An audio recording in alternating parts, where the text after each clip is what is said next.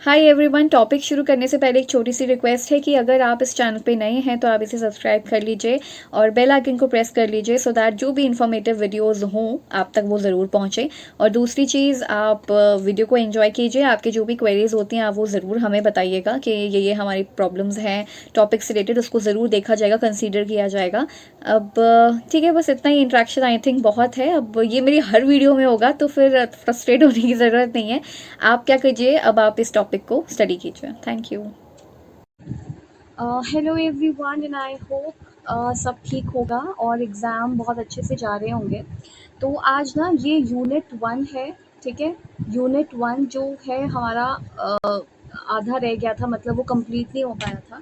तो आज वो यूनिट 1 करते हैं। सबसे पहले तो यूनिट 1 का ना क्या-क्या चीज़ें हो गई थी मैं बता देती हूँ। एक तो ग्रोथ एंड डेवलपमेंट हो चुका था कि ग्रोथ और डेवलपमेंट के प्रिंसिपल्स क्या हैं वो हमने कर लिया था। साथ में जीन प्याजे के बारे में भी हम लोग बहुत अच्छे से पढ़ चुके थे। जीन प्याजे हमने कर लिया है, कोलबर्ग का थ्योरी भी हमने कर लिया था।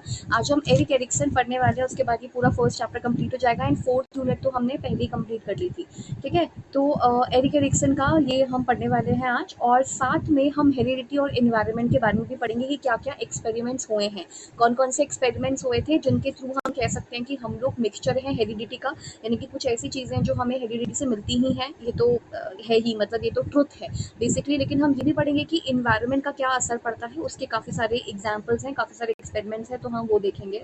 इसके अलावा हम परवरिश जो है वो कर चुके थे, पेरेंटिंग और चाइल्ड रेयरिंग प्रैक्टिसेस ये कर चुके थे। ये इस यूनिट में भी किया है, ये फोर्थ यूनिट में भी किया हुआ है। और दूसरा, मीडिया से आप क्या समझते हो, मीडिया का क्या इम्पैक्ट पड़ता है, ये सब हम कर चुके हैं। तो आज का जो हम लोग का टॉपिक है that would be Ericsson theory of psycho social development. तो हम एरिक्सन का थ्योरी पढ़ने वाले, ओहो हाँ, तो हम एरिक्सन का थ्योरी पढ़ने वाले हैं साइको सोशल डेवलपमेंट का, ठीक है? तो चलो इसको शुरू करते हैं। सबसे पहले देखो, साइको सोशल डेवलपमेंट, सबसे पहली चीज़ ये है कि साइको मतलब मनो, ठीक है? यानी कि आपका जो मन होता है, साइकी होता है, उसके बारे में बात हो रही है।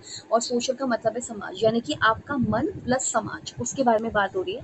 तो यहाँ पे लिखा है मन व समाज का संबंध, ठीक है? मन व समाज के संबंध को हम क्या कहते हैं? इनकी थ्योरी का नाम है साइको सोशल थ्योरी या साइको सोशल डेवलपमेंट के बारे में। और इन्होंने ही सबसे पहले ये नाम दिया था इस थ्योरी को, इन्होंने ही ये टर्म जो है वो कॉइन किया था, मतलब इन्होंने ही पहली बार इस थ्योरी का नाम दिया। ये नाम इन्हीं के द्वारा दिया गया है। तो सबसे पहले देखो, एरिक एरिक्सन नाम है इनका, फोटो मैं यहाँ पे कहीं लगा दूंगी। तो एरिक एरिक्सन जो हैं उन्होंने अपनी थ्योरी दी थी साइको सोशल डेवलपमेंट की, कि हम किस तरीके से समाज में बेसिकली सीखते हैं, ये जो हम आदतें वगैरह सीखते हैं ना, ये बनती कैसे हैं, बेसिकली इसके बारे में बात हो रही है। और दूसरा चीज़, इन्होंने क्या किया ना, एक पूरे इंसान की जो लाइफ होती है उसको 8 स्टेजेस में डिवाइड कर दिया अपनी इस थ्योरी के अंदर। तो देखो यहाँ पे लिखा हुआ है बाल विकास, जो एरिक एरिक्सन है, तो बाल विकास यानी कि चाइल्डहुड की बात तो करते हैं, चाइल्ड डेवलपमेंट की बात तो करते हैं कि बच्चों का विकास देखो कैसे कैसे होता है, अलग अलग स्टेजेस में होता है। जैसे मैंने आपको बताया कि इनको कितने स्टेजेस में बांटा गया है, 8 स्टेजेस में बांटा गया है, ठीक है? 8 स्टेजेस में बांटा गया है इनको। और इन्होंने बताया कि 8 स्टेजेस में हम लोग कैसे रहते हैं। पहले हम बच्चे होते हैं तो हमारे कैरेक्टरिस्टिक्स क्या होते हैं, हमारे गुण क्या होते हैं, हमारी विशेषता क्या होती है, ठीक है? और कैरेक्टरिस्टिक्स का मतलब है हमारे जो गुण दोष वगैरह हैं, कैरेक्टरिस्टिक्स, जो जैसे कि हम उस समय जो भी चीज़ें करते हैं, हम क्या क्या करते हैं, वो सब कुछ इन्होंने इस थ्योरी में बताया है। और हमको 8 स्टेजेस में डिवाइड किया है। और पहला है जन्म का स्टेज हो गया, और एक स्टेज है सबसे लास्ट वाली स्टेज जो मृत्यु तक जाती है, यानी कि उन्होंने पूरा एक इंसान के लाइफ टाइम को 8 स्टेजेस में डिवाइड कर दिया कि हम 8 स्टेजेस से होके गुजरते हैं। अच्छा, इन्होंने कॉन्सेप्ट कब दिया था? 1950 में कॉन्सेप्ट दिया था। इनकी बुक का नाम है चाइल्डहुड एंड सोसाइटी, यानी कि बाल्यकाल एवं समाज। यानी कि समाज के बारे में बात करते हैं, सोसाइटी के बारे में बात करते हैं, और बाल्यकाल यानी कि बच्चों के बारे में बात करते हैं। और 8, मतलब इस चैप्टर का जो नाम था, इस अध्याय का जो नाम था इनकी बुक में, वो था 8 स्टेजेस, यानी कि मनुष्य की 8 आयु, यानी कि 8 स्टेजेस ऑफ ह्यूमन, या फिर 8 एजेस ऑफ ह्यूमन। ह्यूमन के जो 8 आयु है उसके बारे में बात करी थी। और 8 आयु से इनका मतलब ये है कि इतने से इतने आयु तक बच्चा इस स्टेज में रहेगा, इतने से इतने आयु तक बच्चा इस स्टेज में रहेगा। तो ऐसे करके इनकी थ्योरी है। इस थ्योरी को हम बायो साइको सोशल थ्योरी भी कह सकते हैं, आप लिखना चाहो तो लिख सकते हो। इसके अलावा एरिक्सन का ह्यूमन डेवलपमेंट साइकिल भी लिख सकते हैं, कि एरिक्सन ह्यूमन डेवलपमेंट साइकिल, कि हमारी मानव का विकास कैसे होता है, उसकी पूरा चक्र, उसका पूरा साइकिल इन्होंने बताया हुआ है। तो इस थ्योरी को आप अलग अलग नामों से जान सकते हो। थ्योरी मतलब आप लिखना चाहो ये नाम लिख सकते हो, क्योंकि ये वैसा एमसीक्यू बेस्ड पेपर तो है नहीं, एमसीक्यू बेस्ड पेपर होगा तो आपको याद करना पड़ेगा, लेकिन अगर लिखना चाहो तो लिख सकते हो, नहीं लिखना चाहो ना लिखो। सो यहाँ पर आता है ही कॉइन द टर्म मनोसामाजिक, यानी कि जो साइको सोशल वर्ड है ना, ये कौन लेकर आए, यही लेकर आए थे, और जिसमें वो कहते हैं मन और समाज का तालमेल बिठाना बहुत जरूरी है और संबंध की वो बात करते हैं। फ्रॉइड जो है, इन्हीं के साथ ऐसे ही एक और साइकोलॉजिस्ट थे जो काम करते थे, जिनका नाम है सिगमंड फ्रॉइड। और सिगमंड फ्रॉइड के बारे में मैं ऑलरेडी साइकोलॉजी की जो सीरीज थी उसके अंदर बता चुकी हूँ। साइकोलॉजी में हमने इसको भी, ये जो थ्योरी है एरिक एरिक्सन जी की जो थ्योरी है वो भी हमने कंप्लीट की थी, और साथ में जो फ्रॉइड की थ्योरी है आइसबर्ग थ्योरी, और वो सब कुछ पढ़ा था। लेकिन क्योंकि ये इंपॉर्टेंट नहीं है, मतलब एग्जाम पॉइंट ऑफ व्यू से इंपॉर्टेंट नहीं है, एग्जाम में मतलब जो बीएड एंड डीएलएड के जो एग्जाम्स है उसमें फ्रॉइड मेनली नहीं पूछता है, एरिक्सन पूछ लेता है, इसलिए हम फ्रॉइड ना करके एरिक्सन कर रहे हैं। और दूसरा चीज, फ्रॉइड जो है वो क्या कहते हैं, जन्म के बाद ही हमारा व्यक्तित्व और व्यवहार प्रभावित होता है। सिंपल सी बात है, जब हमारा जन्म होता है, जब हमारा जन्म हो जाता है, हम पहली बार इस दुनिया में आते हैं, उसके बाद हमें बहुत सारी चीज़ें प्रभावित करती हैं। जैसे कि प्यार जो है, लव जो है वो प्रभावित करता है, डर भी कहीं ना कहीं करता है, खाना पीना, न्यूट्रिशन, जिसको जो भी हमारा समाज जो होता है ना पूरा मिलके हमको प्रभावित करता है, और उसी से ही हम लोग का व्यक्तित्व बनता है, पर्सनालिटी बनता है, और उसी से हमारा व्यवहार यानी कि जो बिहेवियर होता है वो बनता है। तो फ्रॉइड का भी ये कथन है, लिखना चाहो तो लिख सकते हो, ना लिखना चाहो ना लिखो। बट सिंपल सी बात है, ये जो एरिक एरिक्सन की थ्योरी है ये बात करती है कि जिन्होंने एक पूरे इंसान के लाइफ को 8 स्टेजेस में डिवाइड करा है, और वो 8 स्टेजेस अभी हम पढ़ेंगे थोड़ी देर में। फिर यहाँ पर आता है कि एरिक्सन कहते हैं कि जितनी भी स्टेजेस मैं आपको बता रहा हूँ ना, ये पूर्व निश्चित है। पूर्व निश्चित का मतलब है ये यूनिवर्सल स्टेजेस है, ये पहले से ही निर्धारित है। यहाँ पे लिखा है पूर्व निश्चित है, मानव के व्यक्तित्व का विकास कैसे कैसे होगा, कैसे हम बच्चे होंगे, उसके बाद हम एक तरीके से चाइल्डहुड में जाएंगे, बाल्यकाल में जाएंगे, पहले तो हम बच्चे होंगे, किसी के ऊपर निर्भर होंगे, लेकिन उसके बाद हम निर्भरता को छोड़कर, यानी कि वो जो किसी के ऊपर डिपेंडेंसी है ना, उसको छोड़ के हम इंडिपेंडेंट होने की कोशिश करेंगे। फिर एक टाइम आएगा जब हम एडोलसेंट में आ जाएंगे, किशोरावस्था में आएंगे, जिसमें हम किशोर बन जाएंगे, हमारे अलग अलग इंटरेस्ट होंगे, और किशोरावस्था तक मोस्टली हमारी पर्सनैलिटी बन जाती है। इसके अलावा फिर हम एडल्ट होंगे, फिर हम कैसे कैसे अपनी फैमिली लाइफ को शुरू करेंगे, कैसे कैसे फिर हम बूढ़े होंगे, वो सब कुछ का पूरा इन्होंने कहा है कि ये यूनिवर्सल स्टेजेस है।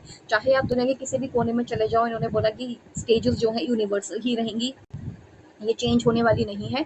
और इसी को ये एपिजेनेटिक प्रिंसिपल कहते हैं, यानी कि पश्चात नियम कहा जाता है। वो नियम कि मतलब आप नियम के अकॉर्डिंग चलोगे, ये सब होगा, ये पूर्व निश्चित है, ये पहले से ही निर्धारित है कि ये होगा तो होगा। ठीक है, सो एक बार इसको हम रिवाइज कर लेते हैं। रिविजन में अगर ऐसा लगता है कि कुछ शब्द ऐसे हैं जो बिल्कुल नहीं समझ आ रहे, या ये भूल जाएंगे एग्जाम टाइम में, तो उसको अभी अभी एक काम करो, मतलब अभी ऐसा कर लो कि अभी पढ़ लो। लेकिन अगर लिखने में ना भी आए तो कोई प्रॉब्लम नहीं है। बेसिक मेन आइडिया, मेन जो थीम होता है ना, मेन थीम या मेन जो आइडिया होता है, central idea of the theory, that is much more important than anything else, वो ज्यादा इंपॉर्टेंट है बजाय किसी और चीज के। सो सबसे पहले हम पढ़ते हैं कि एक बात समझ लेते हैं सारी चीजें। एरिक्सन ने एक थ्योरी दी है जिसका नाम है साइको सोशल डेवलपमेंट थ्योरी, यानी कि मनोसामाजिकवाद की थ्योरी दी है। 1950 में इन्होंने थ्योरी दी थी। बुक का नाम लिखना चाहो लिख सकते हो, ना लिखना चाहो मत लिखो, बट बुक का नाम है चाइल्डहुड एंड सोसाइटी, जिसमें उन्होंने बोला कि हमने मानव को, हमने एक पूरे के पूरे इंसान के जो भी पूरा लाइफ टाइम होता है उसको 8 स्टेजेस में बांटा, कि कैसे इंसान 8 स्टेजेस में बढ़ता है, और जैसे जैसे धीरे धीरे वो एक स्टेज में पहुंचता है, उसके अंदर कुछ गुण आते हैं, और दूसरे स्टेज में पहुंचता है, फिर उसके अंदर कुछ गुण आते हैं, और उन्हीं गुणों को लेकर के वो आगे की अपनी जर्नी जो है, अपनी जो पूरी जिंदगी है उसे कंप्लीट करता है। इनके थ्योरी के अलग अलग नाम है, बायोस साइको सोशल भी थ्योरी कह सकते हो, और एरिक्सन का ह्यूमन डेवलपमेंट साइकिल भी कह सकते हो। इन्होंने ही ये टर्म दिया है साइको सोशल डेवलपमेंट, ये इनका थोड़ा सा इंट्रोडक्शन हो गया। ठीक है, ये एपिजेनेटिक वाला लिखना है तो लिख सकते हो कि सब कुछ पूर्व निर्धारित है, और ये यूनिवर्सल प्रिंसिपल है, ये सार्वभौमिक सिद्धांत है, ये कभी चेंज नहीं होंगे। आप अमेरिका चले जाओ, वहां पर भी बच्चा जो है जन्म जन्म जब वो लेगा तो उसके बाद हर एक स्टेज से ऐसे ही गुजरेगा। फ्रांस चले जाओ, कहीं भी चले जाओ, हर जगह पे सेम चीजें होंगी, तो इसलिए ये इसको यूनिवर्सल स्टेजेस इन्होंने कहा है।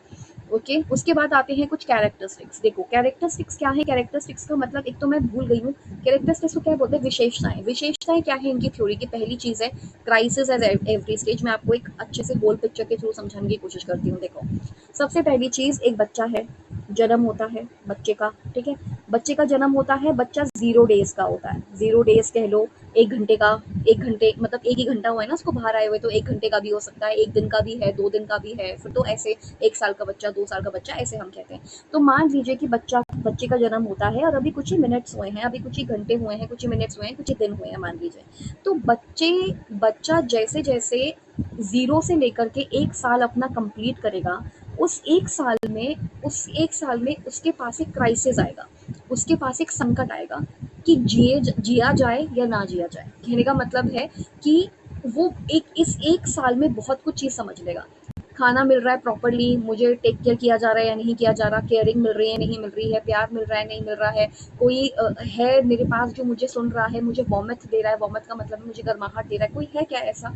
बच्चा ये अनुमान लगाने की कोशिश करता है। सो यहाँ पे लिखा है क्राइसिस एट एवरी स्टेज, यानी कि बच्चा 0 to 1 ईयर्स के बीच का है। 1 दिन का भी हो सकता है, 2 दिन का भी हो सकता है, 5-6 घंटे का भी हो सकता है और 1 साल का भी हो सकता है, 6 महीने का, 1 साल का, ऐसे हो सकता है। तो इस पूरे 1 साल के पीरियड में उसको एक क्राइसिस आएगा, जिसको हम कहते हैं संकट की स्थिति आएगी, जिसमें वो ये अनुमान लगाएगा कि ये जो वर्ल्ड है, ये मेरे लायक है या नहीं है। मतलब मुझे आना चाहिए मतलब आ तो गया है, लेकिन क्या मैं सर्वाइव कर पाऊँगा या नहीं कर पाऊँगा, उसके सामने एक क्राइसिस आता है 1 से 0 से 1 के बीच में, और वही उसका टर्निंग पॉइंट होता है। वो धीरे-धीरे बायोलॉजिकली मैच्योर होने लगता है, जैविक रूप से वो परिपक्व होने लगता है। बायोलॉजिकल मैच्योरेशन मतलब जैविक, यानी कि उसके ऑर्गन्स वगैरह ये सब बन रहे होते हैं। और कुछ-कुछ समाज से डिमांड भी होती है, मतलब उसकी तो डिमांड है कि खाना-पीना ये सब हो जाए, बट जो उसके आस-पास के लोग हैं, उसके मम्मी-पापा हैं, वो भी उससे कुछ डिमांड रखते हैं, जैसे कि बच्चा थोड़ा-सा रिस्पॉन्ड करे, हँसे, खेले, हाथ-पैर इधर-उधर मारे, या फिर कुछ हाथ-पैर इधर-उधर मारे मतलब हाथ-पैर थोड़े से चलाए, या फिर लेट्स से फॉर एग्जांपल कुछ समय बीत चुका है, जैसे 2-3 महीने आ गए, तो कुछ डाडा मामा कुछ बोलने की कोशिश करे, कुछ ऊ वर्ड्स टाइप निकालने की कोशिश करे। तो सोसाइटी बच्चे से भी बहुत आशाएँ रखती है, या जिनको हम कहें आकांक्षाएँ रखती हैं, और बच्चा उनके हिसाब से रिस्पॉन्ड करता है। लेकिन वो तभी करेगा जब उसको लगेगा कि एनवायरनमेंट मेरे लिए अच्छा है और मुझे सब लोग प्यार-व्यार कर रहे हैं, तो ऐसे करके वो रिस्पॉन्ड करता है। तो हर एक स्टेज, अब बच्चा 1 से 2 के बीच में जाएगा या 1 से 3 के बीच में जाएगा, तो भी उसके सामने एक क्राइसिस आएगा। तो मतलब क्राइसिस हर स्टेज पर है। वो जो 8 स्टेजेस बताई हैं ना, वो जो 8 स्टेजेस बताई हैं, उन 8 स्टेजेस में अच्छे से कुछ-कुछ क्राइसिस आ रखे हैं। हर एक स्टेज में एक क्राइसिस है। अब उसके बाद होता क्या है, अंतःक्रिया के स्वरूप उत्पन्न होता है, यानी कि बायोलॉजिकल मैच्योरेशन, जैसे-जैसे आप बायोलॉजिकली मैच्योर होते रहते हो और सोसाइटी की आपसे कुछ डिमांड होती रहती है, आप उससे अंतर्क्रिया करते हो, उससे इंटरैक्ट करते हो, आप खुद भी मैच्योर हो रहे हो, दूसरा आपसे सोसाइटी कुछ डिमांड भी कर रही है, आपके बीच में अंतर्क्रिया हो रही है कि इसको करना है, नहीं करना है। उसके बाद ये अंतर्क्रिया के बीच में आपके क्या होते हैं, पॉजिटिव और नेगेटिव कंपोनेंट्स आते हैं। कुछ पॉजिटिव और नेगेटिव चीज़ें आती हैं आपकी लाइफ में, जब आपके ये स्टेजेस चल रहे होते हैं, ये अवस्थाएँ चल रही होती हैं, तो उस दौरान कुछ पॉजिटिव, कुछ अच्छी चीज़ें और कुछ नेगेटिव ट्रेड्स आते हैं। अगर आप पॉजिटिव ट्रेट के साथ चले गए, तो आपकी आगे की जो स्टेजेस होंगी वो बहुत अच्छी जाने वाली हैं। लेकिन अगर आप नेगेटिव कंपोनेंट्स के साथ चले गए, तो फिर बहुत दिक्कत हो जाएगी। मतलब पॉजिटिव और नेगेटिव में कॉन्फ्लिक्ट चलता रहता है, वो हम स्टेजेस में देखेंगे, अभी तो वो नहीं बता सकते। बट पॉजिटिव एंड नेगेटिव के अंदर ये द्वंद्व चलता है, ये कॉन्फ्लिक्ट चलता है। अगर आपने नेगेटिव कंपोनेंट को छोड़ दिया और अगर आप संतोषजनक ढंग से उसका सामना कर पाए, आप नेगेटिव कंपोनेंट के पास नहीं गए, या फिर आप नकारात्मक प्रवृत्ति को उस स्टेज के अंदर वहीं ख़त्म कर दिया, और अगर आप नेगेटिव कंपोनेंट का या नकारात्मक प्रवृत्ति का समाधान कर लेते हैं, या वो नेगेटिविटी को आप एलिमिनेट कर पाते हैं, यानी कि उसको छोड़ पाते हैं, तो आपके अंदर क्या आएगा, आपके साथ आएगा एक psycho social strength, that is virtue. यानी कि हर एक स्टेज में जो आपके पास संकट है, वो संकट के नेगेटिव एंड पॉजिटिव एस्पेक्ट है। अगर आप नेगेटिव एस्पेक्ट के साथ चलेंगे, तो आपकी आगे की जो स्टेजेस होंगी वो प्रभावित होंगी, इन्फ्लुएंस्ड होंगी और बहुत ही खराब हो जाएगा। लेकिन अगर आप नेगेटिव एस्पेक्ट को एलिमिनेट करके पॉजिटिव एस्पेक्ट के साथ चले जाते हैं, तो वो जो पॉजिटिव एस्पेक्ट है वो आपके अंदर एक सदाचार लेकर आएगा, आपके अंदर एक वर्च्यू लाएगा। वर्च्यू का मतलब है आपके अंदर एक गुण आ जाएगा, और वो गुण आपकी बाकी के स्टेजेस में जाएगा और आपका बहुत अच्छे से लाइफ चल सकता है। ठीक है, तो ये था इसके कैरेक्टरिस्टिक्स के बारे में। मेरे ख्याल से ये चीज़ मैंने बहुत अच्छे से समझा दी है कि जो एरिक एरिक्सन है वो कहते हैं कि व्यक्ति को 8 स्टेजेस में डिवाइड किया है, उसकी पूरी ज़िंदगी को 8 भागों में डिवाइड किया कि इंसान हर एक स्टेजेस से होके गुज़रेगा। मतलब अगर कोई क्या बोलते हैं, अगर कोई मिसहैपनिंग ना हो, जल्दी अकाल मृत्यु जिसे कहते हैं, अगर जल्दी ना मर जाए, तो इन स्टेजेस से होके गुज़रेगा वो। और ये स्टेजेस यूनिवर्सल है, इन स्टेजेस से होके गुज़रेगा ही गुज़रेगा। दूसरा, हर एक स्टेज पे जो भी वो स्टेज पे जा रहा है, हर स्टेज पे एक क्राइसिस उसका वेट कर रहा है, उसका संकट एक वेट कर रहा है, उसके नेगेटिव एंड पॉजिटिव चीज़ें हैं, उनके बीच में कॉन्फ्लिक्ट होगा। आप नेगेटिव को चूज़ करोगे, पॉजिटिव को, नेगेटिव के साथ चले जाओगे, तो बाकी स्टेजेस प्रभावित होंगी, इन्फ्लुएंस्ड होंगी, इफेक्ट पड़ेगा उन पर भी। लेकिन आप पॉजिटिव के साथ जाते हो, तो उसका भी असर बाकी स्टेजेस से पड़ेगा, वो भी अच्छा इम्पैक्ट पड़ेगा। एंड सेकेंडली, आप उस चीज़ को मतलब आपके अंदर एक गुण आ जाएगा, क्योंकि आप वो नेगेटिव कंपोनेंट को एलिमिनेट कर पाए तो आपके अंदर एक गुण आ जाएगा। बहुत सिंपल सी चीज़ इसके अंदर बोली है, यही इसका कैरेक्टरिस्टिक यानी कि यही इसकी विशेषता है। फिर आ जाओ एक स्टेजेस पे, फिर आती हैं स्टेजेस। तो ये साइको सोशल डेवलपमेंट की 8 स्टेजेस हैं, जिसमें हम बात करते हैं सबसे पहले एक बच्चे की, जो कि कौन से कितने तक होती है। ये वाली स्टेज होती है फर्स्ट टू 1 ईयर, यानी कि 0 से लेकर के 1 साल तक की पहली स्टेज होती है, जिसमें आता है ट्रस्ट वर्सेस मिसट्रस्ट, यानी कि विश्वास बनाम अविश्वास। ये याद करना पड़ेगा कि पहली स्टेज का नाम है ट्रस्ट वर्सेस मिसट्रस्ट, यानी कि विश्वास बनाम अविश्वास। कहने का मतलब है कि बच्चा जस्ट अभी बॉर्न हुआ है, जो कि मैंने आपको बताया कि बच्चा जस्ट अभी बॉर्न हुआ है, 1 दिन का है, 1 घंटे का है, 2 दिन का है, 2 महीने का हो गया, 3 महीने, 4 महीने, ऐसे करके 1 साल तक का हो गया।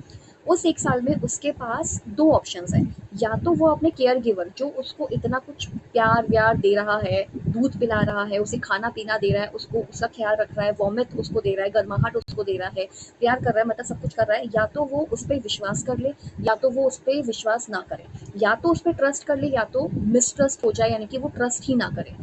अगर वो ट्रस्ट कर लेता है, वही है मतलब जो मैंने स्टेजेस बताई थी ना, जो कैरेक्टरिस्टिक बताया था कि हर एक स्टेज पे एक संकट है, और वो संकट ये है कि ट्रस्ट करेगा बच्चा या मिसट्रस्ट करेगा। देखो, ट्रस्ट तभी करेगा जब आप उसको सब कुछ दोगे, खाना पीना वॉमिट वगैरह सब कुछ दोगे, उसको प्यार से रखोगे, उसकी नीड्स पर रिस्पॉन्ड करोगे आप खुद भी, जैसे कि मतलब उसको दूध चाहिए या उसको इरिटेशन महसूस हो रहा है तो आप उसको देखभाल करोगे, उसे गर्मी लग रही है तो आप थोड़ा उसको हवा करोगे। तो कहने का मतलब है कि वो फिर आप पे ट्रस्ट कर देगा, क्योंकि आप उसके लिए सारी नीड्स को फुलफिल कर रहे हो, वो बिल्कुल सारी चीज़ें उसकी फुलफिल हो रही हैं, तो वो आप पे ट्रस्ट करेगा, यानी कि विश्वास करेगा। लेकिन अगर मान लीजिए आप बच्चे के पास भटक ही नहीं रहे हो, मतलब बच्चा रो रहा है, आप उसको चुप नहीं करा रहे हो, उसको भूख लग रही है, आप उसको खाना नहीं दे रहे हो, तो उसके अंदर एक डर बैठ जाएगा, उसके अंदर एक सस्पिशन आ जाएगा। डर, फियर का मतलब है डर हिंदी में, सस्पिशन का मतलब है कि उसके अंदर एक डाउट आ जाएगा, संदेह आ जाएगा, और एप्रीहेंशन का मतलब है एक आशंका आ जाएगी, वही मतलब डाउट आ जाएगा कि यार ये मेरे लिए तो फेवरेबल नहीं है, ये कंडीशन तो मेरे लिए फेवरेबल नहीं है। तो वो जिएगा तो सही, लेकिन डाउट और डर के साथ जिएगा और आप पे कभी ट्रस्ट नहीं करेगा। इसलिए ज़रूरी है कि ट्रस्ट और वर्सेस मिसट्रस्ट, यानी कि विश्वास बनाम अविश्वास में आप बच्चे को इतना प्यार, इतना वॉमिट दो, इतना खाना पीना वगैरह जो भी उसका नीड का ध्यान रखो, कि उसके अंदर एक उम्मीद आए कि हाँ ये सोसाइटी अच्छी है, सर्वाइव किया जा सकता है, उसके अंदर एक उम्मीद आनी चाहिए। उम्मीद आ जाएगी और सब कुछ ना उसके फेवरेबल रेशियो में होना चाहिए, जैसे कि everything should be in a favourable ratio. यहाँ पे ये बोल रहा है कि अगर विश्वास सीख रहे हो तो अविश्वास भी सीखो, लेकिन यहाँ पे विश्वास का रेशियो थोड़ा ज़्यादा होगा, यानी कि आपको ज़्यादा विश्वास करना पड़ेगा, तभी आपके अंदर एक गुण आएगा, दैट इज होप। तभी आपके अंदर एक गुण आएगा होप, और इसी गुण के साथ, इसी होप वाले गुण के साथ आप आगे की स्टेजेस में जाओगे कि हाँ मुझे होप है, कि बच्चा ऐसा सोचता है कि हाँ होप है, खाना पीना मिल रहा है, सब कुछ चीज़ें हो रही हैं, अब आगे चलते हैं। और आगे चलने का मतलब यहाँ पर ये है कि अब वो आगे की स्टेज में पहुंच जाता है, यानी कि फर्स्ट से लेकर के सॉरी सॉरी जीरो से लेकर के 0 से लेकर के फर्स्ट ईयर तक वो पूरा उसको खाना पीना सब कुछ मिलता है, तो उसके अंदर एक वर्च्यू आ जाता है, एंड दैट इज, और वो वर्च्यू क्या होता है, दैट वर्च्यू इज होप, कि हाँ उम्मीद है, सर्वाइव करेंगे, और दूसरा सब पे ट्रस्ट करेंगे। ये वाला उसके अंदर आ जाता है, क्योंकि उसकी सारी जितनी भी आकांक्षाएं वगैरह हैं खाना पीने की, वो सब कुछ पूरी हो रही होती है। उसके बाद आता है सेकेंड स्टेज आती है, जब वो 2 से 3 साल का होता है। यहाँ पे लिखा है सेकेंड में autonomy versus shame and doubt. इसका मतलब ये है कि बच्चे को ना अब ऑटोनॉमी चाहिए। अभी तक 0 to 1 तक वो ना डिपेंडेंट हुआ करता था, खाने पीने हर चीज़ के लिए डिपेंडेंट हुआ करता था। इवन अगर क्या बोलते हैं उसको, प्यार चाहिए तो उसके लिए भी वो कहीं और खुद तो जा नहीं सकता था, ठीक है, वो मम्मी पापा को ही उसके पास आना होता था। तो मतलब अभी तक वो बहुत ज़्यादा डिपेंडेंट था सभी के ऊपर, अपने खाने पीने और इस चीज़ के ऊपर। लेकिन जब वो 2 से 3 साल का होता है, या फिर ऐसा कह सकते हैं अगर ये स्टेज 0 to 1 जा रही है, या 0 to 1.5 जा रही है, कहने का मतलब है कि 1.5 साल तक जा रही है, तो ये 1.5 साल से 1 साल मतलब 1.5 साल से, जिसको हम कहेंगे क्या कितने महीने बोलेंगे ना, हाँ, तो इसके बाद ये वाली स्टेज 1.5 साल से लेकर के 3 साल तक जाएगी। 1.5 साल से लेकर के 3 साल तक ये स्टेज जाएगी, जिसमें बच्चा थोड़ा सा ऑटोनॉमस होने की कोशिश करेगा।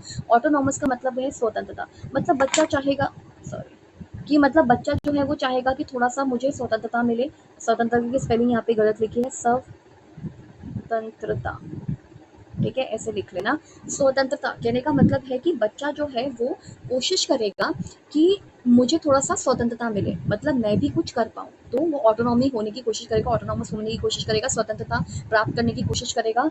और अगर वो स्वतंत्रता प्राप्त कर लेता है, लेकिन ये स्वतंत्रता ना ऐसी नहीं होनी चाहिए, यहाँ पे लिखा भी है अनरिस्ट्रिक्टेड नहीं होनी चाहिए।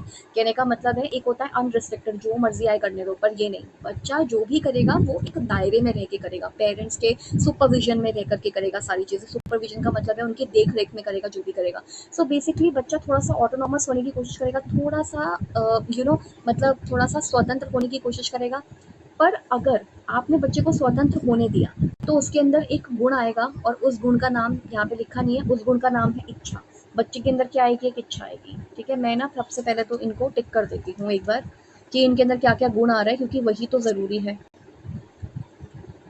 एक सेकेंड।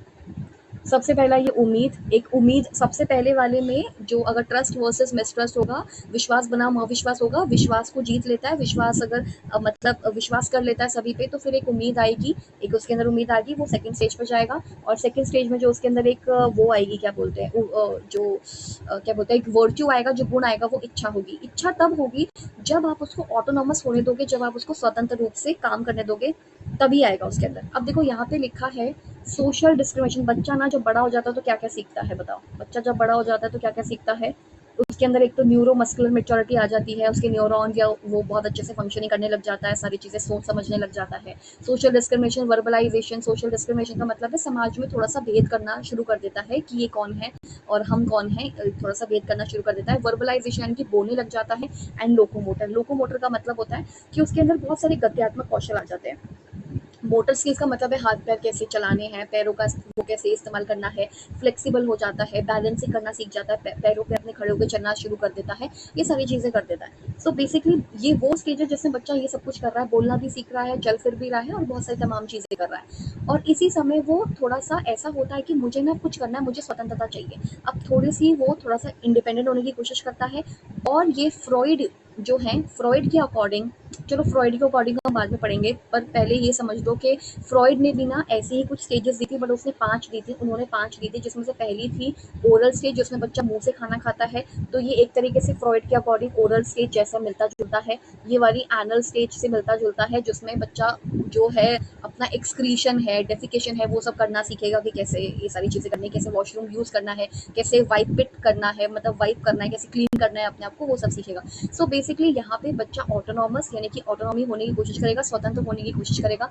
लेकिन अगर आपने उसको स्वतंत्र होने नहीं दिया तो फिर क्या होगा? तो शेम आ जाएगा बच्चे में, या डाउट आ जाएगा, यानी कि लज्जा आएगी, फिर वो कुछ भी नहीं कर पाएगा, और उसमें संदेह आ जाएगा कि मैं कुछ कर ही नहीं सकता हूँ। तो हमें ये नहीं करवाना बच्चे को, हम चाहते हैं कि उसके अंदर गुण आ जाए। अब फिर वो नेक्स्ट वाली स्टेज पे जाता है, जो होती है 4 से 6 की, या फिर आप कह सकते हो 3 से 6 की स्टेज भी कह सकते हो। 3 से सिंपल 3 से 6 की स्टेज भी आप कह सकते हो, जो आप लिखना चाहो वो लिख सकते हो। मतलब ये मोर और लेस जो आपके एजेस हैं वो कुछ इस तरह की होती हैं। फिर इसमें जो वर्च्यू आएगा वो पर्पस होगा। कैसे? अब देखो, सबसे पहले बच्चा लेगा इनिशिएटिव। इनिशिएटिव का मतलब क्या होता है? इनिशिएट का मतलब होता है कोई चीज़ को शुरू करना, इनिशिएट लेना यानी कि पहल करना। अब क्या होता है, जब बच्चा 4 से 6 साल का होता है, तो क्योंकि वो बोलना सीख चुका है, थोड़ा बहुत बोलना सीख चुका है, अच्छे से कुछ-कुछ अपनी बातें समझा देता है। अब वो गत्यात्मक कौशल उसके अच्छे हो गए, यानी कि वो चल फिर पा रहा है, फ्लेक्सिबल हो पा रहा है, और इस टाइम पे शायद वो थोड़ा-सा जो साइकिल वगैरह है वो भी करना शुरू कर देता है, कैच वाले बॉल खेलना शुरू कर, बॉल एंड कैचिंग वगैरह-वगैरह ये सब करना शुरू कर देता है। अब बच्चा इनिशिएटिव लेगा कि मुझे खुद से कुछ काम करने हैं। अब बच्चा ये कोशिश करेगा, उसको कॉपी दिखेगी तो उसमें लिखने की कोशिश करेगा, वो आपका कोई काम हेल्प कराने की कोशिश करेगा, क्लास इधर से उधर रखने की कोशिश करेगा, आपकी हेल्प करेगा, या आपके काम में इंटरेस्ट लेगा, यानी कि बेसिकली वो इनिशिएटिव लेगा। सो बच्चा इसमें इनिशिएटिव लेता है, तो आप उसको इनिशिएटिव लेने दो, क्योंकि इनिशिएटिव अगर आप उसको लेने दोगे तो उसके अंदर आएगा एक पर्पस।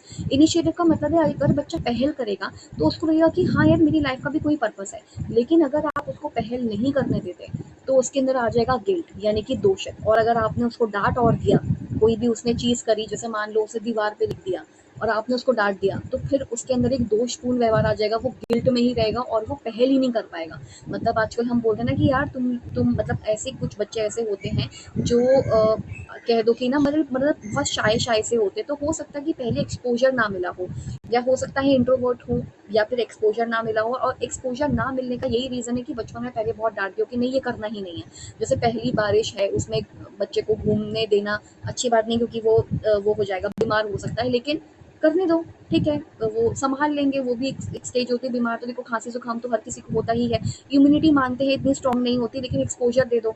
एक्सपोज़र नहीं दोगे तो वो नई-नई चीज़ें भी ट्राई आउट नहीं करेगा, वो फिर एक्सप्लोर नहीं करेगा। तो ऐसी बहुत सारी चीज़ें होती हैं कि जैसे अगर कोई ड्राइंग कॉपी चाहिए और ड्राइंग करनी है, कलर करनी है, बेशक कलर बाहर करे ड्राइंग से, पर पहल करने दो, ठीक है? तो ये 4 से 6 में पहल करने देने की बहुत आवश्यकता होती है। अगर आप पहल करने नहीं दोगे, तो फिर उसके अंदर गिल्ट आ जाएगा, और गिल्ट आ जाएगा तो फिर उसकी लाइफ में उसको कोई पर्पस दिखेगा नहीं। सीधा-सीधा यहाँ पे लिखा है कि ये खेल-कूद करेगा, ठीक है? इसके अंदर बच्चे को खेल-कूद करने दो, खेल-कूद करता ही है। ये प्री गैंग एज होती है, मतलब स्कूल जाने से पहले का समय होता है, जो 3 टू 6 का टाइम पीरियड होता है।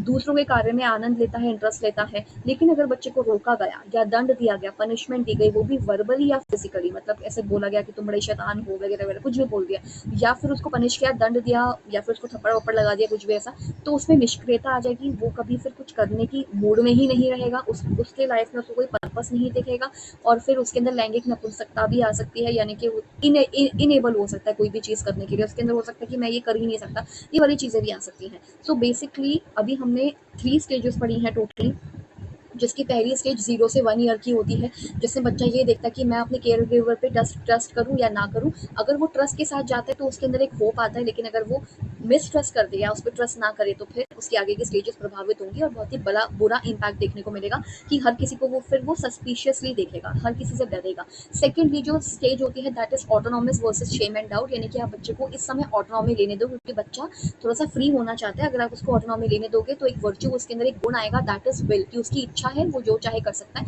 लेकिन वो इतनी भी अनरिस्ट्रिक्टेड नहीं होनी चाहिए कि जो मर्जी आए कर ले, वो एक दायरे में होनी चाहिए। और सेकेंडली अगर वो बच्चा अगर आप उसको ऑटोनॉमस नहीं करने देते, या फिर अगर आप उसको स्वतंत्र नहीं रहने देते, तो उसमें शेम एंड डाउट आ जाएगा, अपने ऊपर सेल्फ डाउट आएगा, और फिर वो लज्जाता रहेगा, मतलब सबसे शर्माता रहेगा। तो ये नहीं करने देना है। दूसरा, इनिशिएटिव लेने दो, पहल करने दो। पहल करेगा तो उसके अंदर आएगा कि मेरी लाइफ का कुछ पर्पस हो सकता है, और वो उसी अकॉर्डिंगली काम करेगा। लेकिन अगर आपने उसको पहल नहीं करने दिया, रोक दिया, वर्बली पनिश किया या फिजिकली पनिश किया, तो फिर हो सकता है उसके अंदर गिल्ट आ जाए। तो ये नहीं आने देना है हमको, ठीक है? याद क्या क्या रखना है मैं बता देती हूँ। स्टेज याद रखनी है, फर्स्ट सेकेंड थर्ड, ये स्टेज याद रखनी है।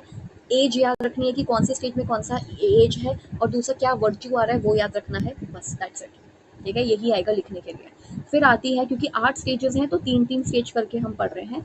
अब आता है, अब नेक्स्ट स्टेज जो आती है, that is industry versus inferiority, यानी कि बच्चा 0 to 1 कर चुका है कंप्लीट, उसके बाद 1 से लेकर के 3 तक, या फिर 2 से लेकर के 3 तक, और 3 से 6 भी हो चुकी है। अब जो स्टेज आएगी वो होगी 3 से 6 की स्टेज। कौन सी होगी? सॉरी 3 से 6 हो चुकी है, अब जो आएगी वो 6 से 12 की स्टेज होगी, ठीक है? 3 से 6 वाली तो इससे पहले वाली थी इनिशिएटिव वर्सेस गिल्ट वाली। अब जो स्टेज आती है 6 से 12 साल की होती है, इंडस्ट्री वर्सेस इंफीरियोरिटी। इसको हिंदी में कैसे लिखा है? इंडस्ट्री का मतलब है बच्चा, इंडस्ट्रियस एक बहुत अच्छा वर्ड है जिसका मतलब होता है मेहनती, यानी कि इस समय बच्चा परिश्रम करेगा, क्योंकि बच्चा 6 से 12 साल में है, और इस समय हम उसका एडमिशन स्कूल में करवा देते हैं फर्स्ट क्लास में। और अगर मतलब आजकल तो पेरेंट्स उससे पहले भी करवा देते हैं, जैसे किंडरगार्टन्स होते हैं ना, उसमें करवा देते हैं, प्ले वे में करवा देते हैं, उन सब में करवा देते हैं। बट अभी ऑफिशियली फॉर्मली स्कूल जाएगा पहली बार, इसलिए इसको चाइल्डहुड भी कहते हैं। चाइल्डहुड स्टेज गैंग एज, जिसमें बच्चा गैंग में रहेगा। गैंग का मतलब ये है कि 2-4 का ग्रुप बनाकर, 2-4 भी नहीं, ज्यादा का ग्रुप बनाकर रहेगा। इसमें सूडो मेच्योरिटी भी कही जाती है। सूडो मेच्योरिटी जिसमें बच्चे को लगेगा कि यार हम तो बड़े हो गए हैं, बट वो एक्चुअली बड़े नहीं हुए होते, क्योंकि अभी भी वो राइट एंड रॉन्ग में इतना ज्यादा डिफरेंस नहीं कर पाते, ये क्या सही क्या गलत है। बट इस बार उनको, इस समय उनको फॉर्मल एजुकेशन मिलती है। तो ये वो वाली स्टेज होती है जिसमें बच्चा मेहनत करता है, इंग्लिश पढ़ता है, हिंदी पढ़ता है, ईवीएस पढ़ता है, अपने इन्वायरमेंट को समझने की कोशिश करता है, मैथ्स को समझने की कोशिश करता है, और सोशलाइज होता है, और सारे बच्चों से बातचीत करता है, टीचर्स के साथ एटिकेट से बात करता है। तो मतलब बहुत ही इंडस्ट्रियस होता है, बहुत ही परिश्रमी होता है, अपना होमवर्क टाइम से पूरा करता है, सारी चीज़ें करता है, खेलता वेलता भी है, ग्रुप्स भी बनाता है, दोस्त भी बनाता है। अगर बच्चा ऐसे ही परिश्रम करता रहा, और आपने उसको सारे जो भी उसको चीज़ें चाहिए, जो भी उसकी आवश्यकताएं वो पूरी हो रही हैं, तो उसके अंदर आएगा कॉम्पिटेंसी। कॉम्पिटेंसी को हिंदी में क्या कहेंगे? कॉम्पिटेंसी को हिंदी में पता नहीं यहाँ पे लिखा हुआ है नहीं, बट उसके अंदर कॉम्पिटेंसी को क्या बोलेंगे? प्रतियोगिता। प्रति प्रतियोगिता करना आएगा उसके अंदर, ठीक है? प्रतियोगिता का मतलब क्या होता है?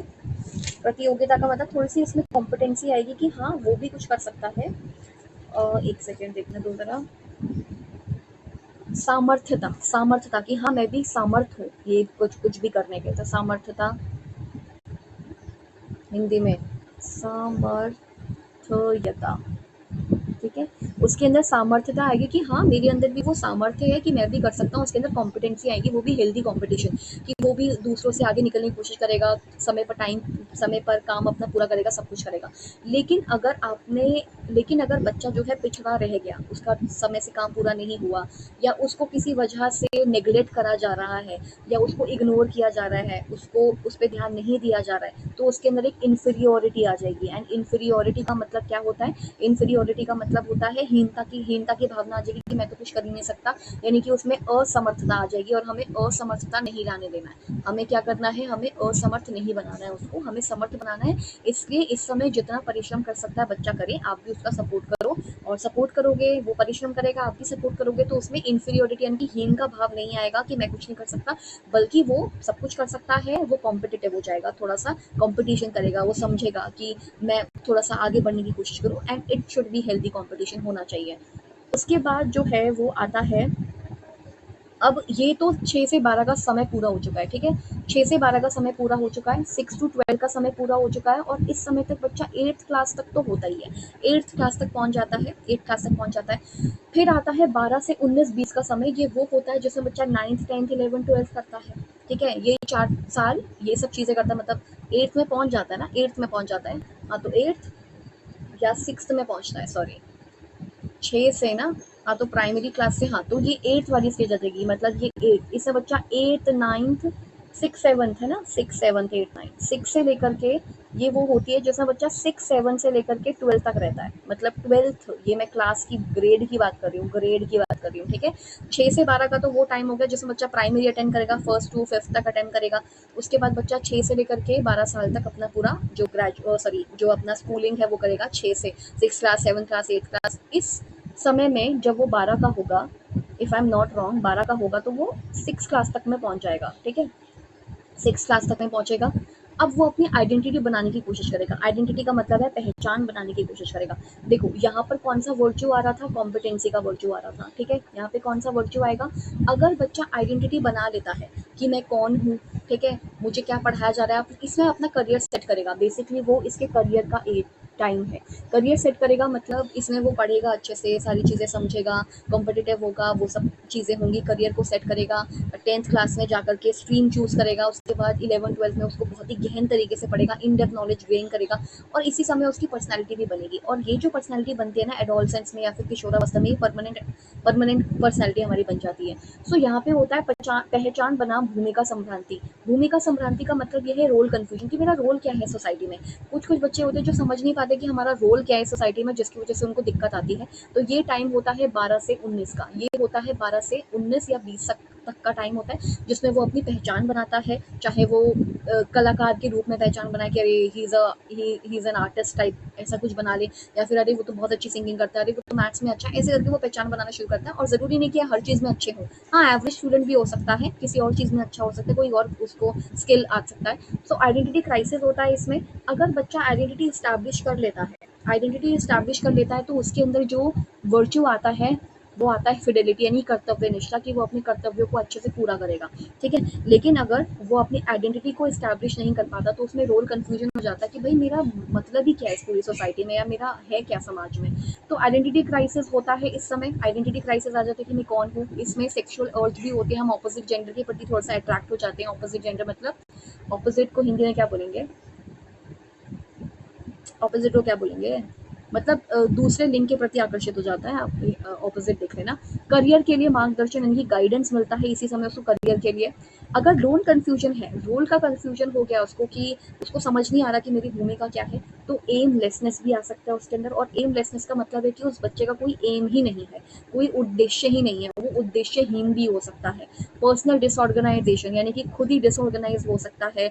डिसऑर्गेनाइज का मतलब है कि खुद ही पता ही नहीं कि क्या करना है लाइफ में। फ्यूटिलिटी यानी कि अपना पूरा समय व्यर्थ भी कर सकता है यदि उसका आइडेंटिटी एस्टैब्लिश नहीं हुआ, या उसने ये फाइंड आउट नहीं किया कि मुझे लाइफ में क्या करना है। और अगर ये फाइंड आउट नहीं किया, ये रोल कन्फ्यूजन किया, तो फिर एमलेसनेस यानी कि उद्देश्य नहीं है, कोई लाइफ का पर्पस नहीं होगा उसका। डिसऑर्गेनाइज रहेगा, अनटाइडी अनक्लीन रहेगा, कुछ करने का मन नहीं करेगा। फ्यूटिलिटी रहेगी यानी कि व्यर्थता, व्यर्थ में समय गवाएगा।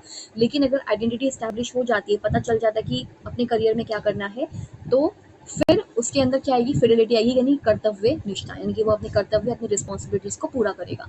सो अगर आइडेंटिटी क्राइसिस का कोई सॉल्यूशन ना निकले, कुछ ऐसे बच्चे होते हैं जो अपनी आइडेंटिटी को स्टैब्लिश नहीं करना चाहते, कि अभी थोड़ा सा रुक जाते हैं, हमें नहीं पता कि हमें क्या करना है, कुछ समय का ब्रेक ले लेते हैं, उसको कहते हैं साइको सोशल मोरेटोरियम, जिसके अंदर वो बेसिकली उसका आइडेंटिटी क्राइसिस चलता है, मतलब वो अपनी आइडेंटिटी को एस्टैब्लिश नहीं कर पाया, that is psycho social moratorium. और दूसरा फिडेलिटी का मतलब है कर्तव्य निष्ठा आ जाती है, अगर वो आइडेंटिटी एस्टैब्लिश कर लेता है, पहचान अपनी बना लेता है समाज में, तो कर्तव्य निष्ठा आती है और शिष्टाचार आ जाता है, अच्छा कंडक्ट आ जाता है, गुड बिहेवियर हो जाता है और नॉर्म्स को फॉलो करता है, मतलब जो भी समाज के द्वारा बनाई गई चीजें उनको फॉलो करेगा, राइट। उसके बाद ये तो थी एक ऐसी स्टेज जिसमें बच्चा 19-20 के अंदर पहुंच जाता है। उसके बाद का जो स्टेज है ना 20 से 30 में बच्चे कर लेते हैं, यहाँ पे ऐसा लिखा हुआ है कि वो एक ऑक्यूपेशन ले लेगा। ऑक्यूपेशन का मतलब है एक्चुअली ना क्या है कि अगर अगर ये अभी लग रहा है आपको कि इतनी जल्दी तो नहीं होता, क्योंकि इन्होंने यहाँ पे फैमिली बनाने के बारे में भी लिख दिया, मैरिज के बारे में भी लिख दिया। हालांकि 20 से 30 के बीच में बहुत लोगों की मैरिज भी हो जाती है, 24-25 में,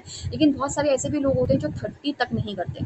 तो मतलब ये हमारे आज के उसके साथ क्या बोलते हैं उसको, मतलब अगर हम इसका वो लिखेंगे ना, क्रिटिसिज्म लिखेंगे, आलोचना लिखेंगे, तो आलोचना ऐसी हो जाएगी कि सारे ही लोग ये काम नहीं कर रहे हैं इस समय, कुछ 30 के बाद भी करते हैं शादी वगैरह, कुछ 30 के बाद भी करते हैं। तो कहने का मतलब ये है कि ये जो 20 से 30 का टाइम पीरियड है, इसको कहा गया है इंटीमेसी एंड आइसोलेशन।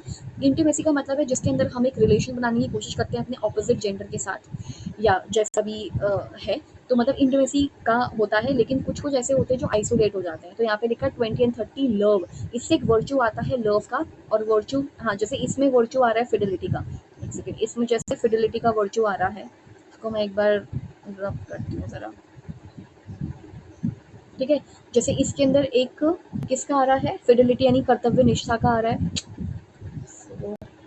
जैसे जैसे फिडेलिटी यानी कर्तव्य निष्ठा का आ रहा है, और इसके अंदर एक आता है जिसको हम कहते हैं स्नेह, क्या कहेंगे, स्नेह कहेंगे, ठीक है, ओके। सो यहाँ पे लिखा है क्या कि इंटीमेसी एंड आइसोलेशन, यानी कि अगर इस समय 20 से 30 में कोई एक पर्टिकुलर पार्टनर मिल जाता है, आपका ऑक्यूपेशन मिल जाता है, तो आप अपनी फैमिली स्टार्ट कर देते हो। तो यहाँ पे लिखा है अर्ली फैमिली ऑक्यूपेशन आपको मिल जाता है। लेकिन अगर आप ये नहीं कर पाए, मतलब आप अगर एक पार्टनर नहीं ढूंढ पाए, मान लीजिए आप अपनी अर्ली फैमिली जो है वो नहीं शुरू कर पाए, आप ऑक्यूपेशन नहीं ले पाए मान लीजिए, तो आप आइसोलेट हो जाएंगे, आप अपने आप को अलग महसूस करेंगे, आइसोलेशन हो जाएगा, खोए रहेंगे, अंदर से खोखले हो जाएंगे, निरसता यानी कोई चीज़ में मन नहीं लगेगा, व्यर्थता जो हमने पहले भी पढ़ा, यानी कि व्यर्थ में सारा टाइम गवाएंगे, एंटी सोशल बिहेवियर हो जाएगा, किसी से बात करने का मन नहीं करेगा, एंटी सोशल हो जाएंगे कि समाज क्या है कुछ नहीं हमें पता, अलग अलग थलग हो जाएंगे, एंड साइकोपैथिक बिहेवियर भी आपका हो सकता है, आप लोगों के 4 लोगों के साथ बैठ भी नहीं पाएंगे, मतलब ऐसा भी कंडीशन हो सकता है। तो कहने का मतलब है कि एंटी सोशल बिहेवियर या साइकोपैथिक बिहेवियर भी हो सकता है यदि इंटीमेसी वर्सेस आइसोलेशन में आइसोलेटेड रहे तो, यानी कि अगर इंटीमेसी नहीं मिली तो, या फिर जो ये वर्च्यू है आपके अंदर इस स्टेज में लव का वर्च्यू नहीं आया, तो फिर ये आइसोलेशन वाला प्रॉब्लम हो जाएगा। इसलिए ये स्टेजेस कर लेनी चाहिए, मतलब ये स्टेजेस जो हैं वो अच्छे से पार कर लेनी चाहिए। उसके बाद आता है जनरेटिविटी वर्सेस स्टैग्नेशन। फिर ये वाली में अच्छा देखो 20 के बाद होता क्या है, 20 ईयर्स से 24 तक भी हम पढ़ाई कर लेते हैं आजकल, ठीक है। 20 से लेकर के 25 तक अराउंड पढ़ लेते हैं, क्योंकि इसमें हमारा ग्रेजुएशन वगैरह भी होता है, फिर पोस्ट ग्रेड करना चाहें तो वो भी कर सकते हैं, फिर कोई पर्टिकुलरली कोर्स करना चाहे तो वो भी कर सकते हैं, और उसके बाद फिर आपकी जॉब लग जाती है, आप कहीं कमाने लग जाते हैं, और उसके बाद आप सोच लेते हैं कि चलो शादी हो जाए तो भी वो ठीक है, अर्ली लाइफ वगैरह, अर्ली फैमिली वगैरह शुरू हो जाती है। उसके बाद एक और स्टेज आती है जो होती है 30 से लेकर के 65 की। 30 से लेकर के 65 की वैसे तो हमें नहीं पढ़नी चाहिए, रीज़न ये है क्योंकि बच्चा ही स्कूल से निकल जाता है, वो तो खैर इंटीमेसी वाले उससे पहले ही निकल जाता है, ठीक है, मतलब वो जब 19 साल का होता है तब निकल जाता है, यानी कि वो किस में निकलता है, ये जो था ना आइडेंटिटी स्टैब्लिश करने वाला, उसी के अंदर वो उसी में स्कूल से निकल जाता है। उसके बाद वाली जो स्टेज होती है इंटीमेसी वर्सेस आइसोलेशन वाली, है जनरेटिविटी, ये हमें वैसे तो स्कूल के हिसाब से नहीं पढ़नी चाहिए, बट पढ़ लेते क्योंकि इन्होंने दी है। तो यहाँ पे लिखा है जनरेटिविटी वर्सेस स्टैग्नेशन, और दूसरी बात ये है बुक में, जनरेटिविटी पूरा है बुक के अंदर, बट मैं ये कह रही हूँ कि हमें केवल एक इससे इस तक ही पढ़ना चाहिए, मतलब हमें केवल जो आइडेंटिटी वाला होता है सिर्फ वहीं तक ही पढ़ना चाहिए, मतलब ये वाला कहाँ गया, हाँ वैसे तो हमें केवल रोल कन्फ्यूजन यानी कि ई जो है वहीं तक ही पढ़ना होता है, वहीं तक ही आप समझ लो, ज़्यादा तो वो बहुत बेहतर है, ये पूरा इनका थ्योरी है।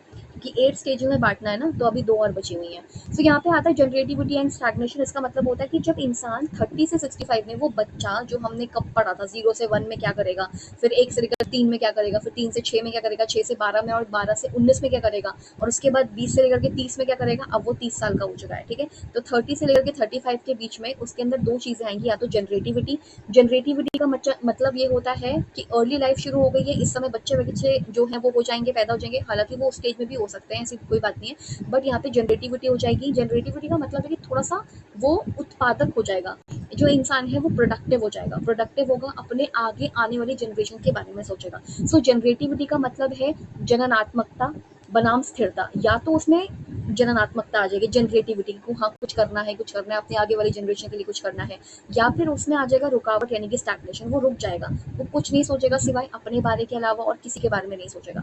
सो जनरेटिविटी का मतलब ये होता है कि उसके अंदर प्रोडक्टिविटी आएगी, उत्पादक क्षमता आएगी, वो कुछ अच्छा करने की कोशिश करेगा, क्रिएटिविटी आएगी, और जनरेशन की चिंता होगी। जो आगे वाली जनरेशन होगी, चिंता होगी कि बच्चों का स्कूलिंग कैसे होगा, वो सबकी चिंता होगी। लेकिन अगर 30 से 65 में आपका स्टैग्नेशन आ जाता है, स्थिरता आ जाती है, तो फिर आप दूसरों की चिंता नहीं करोगे, अपने आगे आने वाले की चिंता नहीं करोगे। व्यक्तिगत आवश्यकता व कंफर्ट, यानी कि आपको जो कंफर्टेबल लग रहा है, आप अपने कंफर्ट जोन से बाहर नहीं निकलोगे। आपकी सुख सुविधा सर्वोपरि है, यानी कि आप अच्छे से रहो, आप व्यक्तिगत आपकी आवश्यकता पूरी होती रहे, आप कंफर्टेबल हो, आप अपनी सुख सुविधा देखोगे, आपकी सुख सुविधा सबसे ऊपर है, और आप अपैथी हो जाओगे, आपको किसी से कोई मतलब नहीं होगा। अगर स्टैग्नेशन आ गया, तो हमें स्टैग्नेशन को हटा के, हमें सारे नेगेटिव कंपोनेंट्स को हटा के जननात्मकता यानी कि जनरेटिविटी लेकर आनी है। और जब जनरेटिविटी आ जाएगी, तो फिर हमारे अंदर आ जाएगा देखभाल, यानी कि हम क्या करेंगे, सबकी देखभाल करेंगे। एक सेकेंड, हाँ, हम क्या करेंगे, हमारे अंदर एक वर्च्यू आएगा। यदि हमने जनरेटिविटी वर्सेस स्टैग्नेशन में, अरे यार, जनरेटिविटी वर्सेस स्टैग्नेशन में मान लीजिए हमने जनरेटिविटी आ गई, हमारे अंदर प्रोडक्टिविटी आ गई कि हम दूसरों की चिंता कर रहे हैं, जनरेशन की चिंता कर रहे हैं, तो फिर हमारे अंदर वर्च्यू आएगा, दैट इज़ देखभाल। फिर हम केयर करने लग जाएंगे सबकी, और अपने आगे वाली जनरेशन की केयर करेंगे, उनके बारे में सोचेंगे कि कैसे रखना है, क्या करना है, क्या करवाना है उनको आगे चल के, वो सब सोचेंगे। तो हमें स्टैग्नेशन अपनी लाइफ में नहीं चाहिए, रुकावट यानी कि स्थिरता हमें नहीं चाहिए, हमें कुछ प्रोडक्टिव करना है, कुछ अच्छा करना है। तो ये 30 से 65 तक के एज में आ जाता है। उसके बाद आता है ईगो इंटीग्रिटी वर्सेस डिस्पेयर, ये लास्ट है। ईगो इंटीग्रिटी वर्सेस डिस्पेयर क्या होता है। ईगो इंटीग्रिटी का मतलब है कि ईगो इंटीग्रिटी एंड डिस्पेयर का मतलब ये है, जिसमें डिस्पेयर का मतलब क्या होता है, एक सेकंड मैं पहले लिख देती हूँ, इससे विवेक आएगा, उसके बाद समझते हैं, ठीक है। अब देखो, ईगो इंटीग्रिटी का मतलब क्या है कि अब आपने पूरी लाइफ जी ली है, और अब जो हो आप कौन से पर आ चुके हो, अब आप 65 एंड डेथ तक, मतलब 65 के एज के हो चुके हो। आपने 65 ईयर्स अपने लाइफ के जी लिए हैं, जिसमें आपने कई सारे डिसीजंस लिए, चाहे वो राइट हो, चाहे वो रॉन्ग हो, अच्छे हो, बुरे हो, जो भी हो। अब आप क्या करोगे, अपनी ईगो को देखोगे, मतलब अगर आप अपने आप को रिफ्लेक्ट करोगे, कहने का मतलब क्या आपने पाया था, ठीक है, क्या खोया है बीते दिनों में, आप उसका मूल्यांकन करोगे। मूल्यांकन की स्पेलिंग यहाँ पे गलत लिखी है, लेकिन आप उसको इवैल्यूएट करोगे कि मैंने कैसे डिसीजंस लिए, सही लिए, गलत लिए, क्या लिए। और आपको कोई डेथ का फियर नहीं होगा अगर आपकी ईगो की इंटीग्रिटी हो जाती है, मतलब अगर आप देखते हो कि हाँ मेरी फुलफिलिंग लाइफ थी, तो आपको कोई दिक्कत नहीं है। आपके अंदर अगर ईगो इंटीग्रिटी आ जाए, अहम संपूर्णता, संपूर्णता मतलब सेल्फ सफिशिएंट, यानी कि अब तक की जिंदगी जितनी भी थी बहुत सही थी, मैं इससे संतुष्ट हूँ। आपके अंदर एक संपूर्णता का भाव आएगा, तो आपके अंदर विजडम आएगी। आप अपने विवेक का, जो आपने एक्सपीरियंस किया है पूरी लाइफ में, चाहे वो पैसों की तंगी का एक्सपीरियंस किया हो, चाहे कोई बड़ा सा क्राइसिस हो गया, उसको आपने कैसे हल किया हो, उसके बारे में आप फिर दूसरों को बताओगे। अपने आप से जो छोटी जनरेशन है, आप उसको बताओगे सारी चीज़ें, क्योंकि आप में विजडम यानी कि विवेक आ चुका होगा कि कब कौन सा कदम उठाना चाहिए लाइफ में। लेकिन अगर आप अपनी लाइफ से खुद ही परेशान हो, या अपनी लाइफ को जब आप मूल्यांकन कर रहे थे कि मैंने क्या डिसीजंस लिए, क्या गलत किया, और आपको लगता है कि आपने सारे बेकार डिसीजंस लिए, या अगर आप अपनी लाइफ से खुश नहीं थे, जो कि आपने 60-65 साल जी लिए, अगर आप उससे खुश नहीं हो, तो आपके अंदर डिस्पेयर आएगा, और डिस्पेयर का मतलब है निराशा। डिस्पेयर का मतलब होता है आपके अंदर निराशा आएगी, और इस वजह से आपका मेंटल डिप्रेशन भी हो सकता है, आप डिप्रेशन के शिकार भी हो सकते हैं। वैसे बहुत सारे ओल्ड एज में होता है, क्योंकि इस एज ही ऐसी एज होती है जो केयरिंग की एज होती है, केयर की, और मेडिकल एक्सपेंसेस होते हैं, आप अपने इसके अंदर बीमारी वगैरह जो है उसका चेकअप वगैरह जो है, आधे से ज़्यादा समय उसी के अंदर बीत जाता है अपना रेगुलर चेकअप कराने में और इन सब चीज़ों में। सो इस दौरान अगर पता चले कि पिछले की जो लाइफ थी, मतलब जो 60 टू 65 ईयर्स का जो टाइम पीरियड था वो अच्छा नहीं गुजरा है और कुछ किया भी नहीं है, मूल्यांकन करने के लिए बैठे तो लगा कि अरे कुछ किया ही नहीं, तो फिर मेंटल डिप्रेशन भी हो सकता है, डिप्रेशन का शिकार भी हो सकते हैं। लेकिन अगर ईगो इंटीग्रिटी आ गई, संपूर्णता का भाव आ गया कि सब कुछ मैं तो सफिशिएंट सफिशिएंट रहा पूरा जिंदगी, तो फिर कोई मेंटल डिप्रेशन नहीं आएगा, बहुत ही फुलफिलिंग लाइफ होगी। तो ये 8 स्टेजेस थी जो हमको एरिक एरिक्सन ने बताई थी, राइट। इसके मेरिट्स ये हैं कि एक टीचर को ये क्यों पढ़ना चाहिए, एक टीचर को साइको सोशल डेवलपमेंट ये जो स्टेजेस हैं, 8 स्टेजेस क्यों पढ़ने चाहिए, सो दैट क्योंकि हमें पता चल सके कि किशोरावस्था बहुत महत्वपूर्ण होती है। हम आशावादी दृष्टिकोण इन्होंने अपनाया हुआ है, हर उसमें आशावादी दृष्टिकोण अपनाया है, कहने का मतलब है कि ये बताया कि वर्च्यू आएगा ही आएगा, इस तरफ जाओगे तो वर्च्यू आएगा, इसलिए आशावादी है, आइडियलिस्टिक है, जन्म से लेकर के मृत्यु तक का पूरा सफर है सब कुछ। और एक टीचर को इसलिए पता होना चाहिए क्योंकि उनको पता है कि इस समय कौन कौन सी प्रॉब्लम्स आएंगी। जैसे अगर मान लो कि बच्चा जो है स्कूल में पढ़ाई कर रहा है, स्कूल में पढ़ाई करने में कॉम्पिटेंसी नहीं आ रही है, तो कुछ आप ऐसा कर सकते हो सो दैट वो इस वर्च्यू की तरफ जाए, कॉम्पिटेंसी की तरफ जाए, बजाय इसके कि वो क्या हो जाए, इन्फीरियोरिटी की तरफ जाए। तो आप उसकी हीनता को कम करके उसको और पढ़ने के लिए मजबूर कर सकते हो, उसको किसी और एक्टिविटी में लगा सकते हो। सो बेसिकली टीचर्स को इसलिए पता होना चाहिए क्योंकि और आपकी आइडेंटिटी स्टैब्लिश करवाने में भी टीचर आपकी हेल्प कर सकते हैं, इसलिए ये साइको सोशल डेवलपमेंट पढ़ा होना चाहिए। इसके डीमेरिट्स क्या हैं? एक तो ये आवश्यकता से ज़्यादा आइडियलिस्टिक है, आशावादी कुछ ज़्यादा ही है, क्योंकि कभी कभी कुछ मिसहैपनिंग या प्रॉब्लम्स भी हो जाती हैं, बट ये कह रहे हैं कि सिर्फ गुण गुण ही आएगा, और बाकी चीज़ें भी बताते कि अवगुण आएगा तो कौन सा अवगुण आएगा, या मतलब बहुत ज़्यादा आशावादी हो गया है ये, बहुत ज़्यादा आइडियलिस्टिक हो गया है ये, कि ज़रूरी नहीं है कि हर कहीं ऐसा हो। फ्रॉइड के सिद्धांत का सरलीकरण, मैंने बताया था ना कि सिगमंड फ्रॉइड ने भी ऐसा ही बताया है। सिगमंड फ्रॉइड ने भी कई हद तक हमें ये ऐसी ही स्टेजेस दी, लेकिन उन्होंने 5 स्टेजेस दिए हैं। जो पहली ओरल स्टेज होती है जिसमें बच्चा खाता पीता सब कुछ चीज़ें करता है। फिर एक एनुअल स्टेज बताई है जिसमें बच्चा जो है वो कैसे अपने आप को क्लीन करना है, कैसे और बाकी चीज़ें करनी है वो समझता है। उसके बाद जो थर्ड स्टेज होती है दैट इज़ फैलिक स्टेज जो होती है, उसके अंदर भी वो इन सब चीज़ों के बारे में समझता है, अपने आप के बारे में समझता है कि मैं कौन हूँ, लड़का लड़की ये सब की उसकी वो हो जाती है, उसको मतलब एस्टैब्लिश हो जाती है, उसको पता चल जाता है।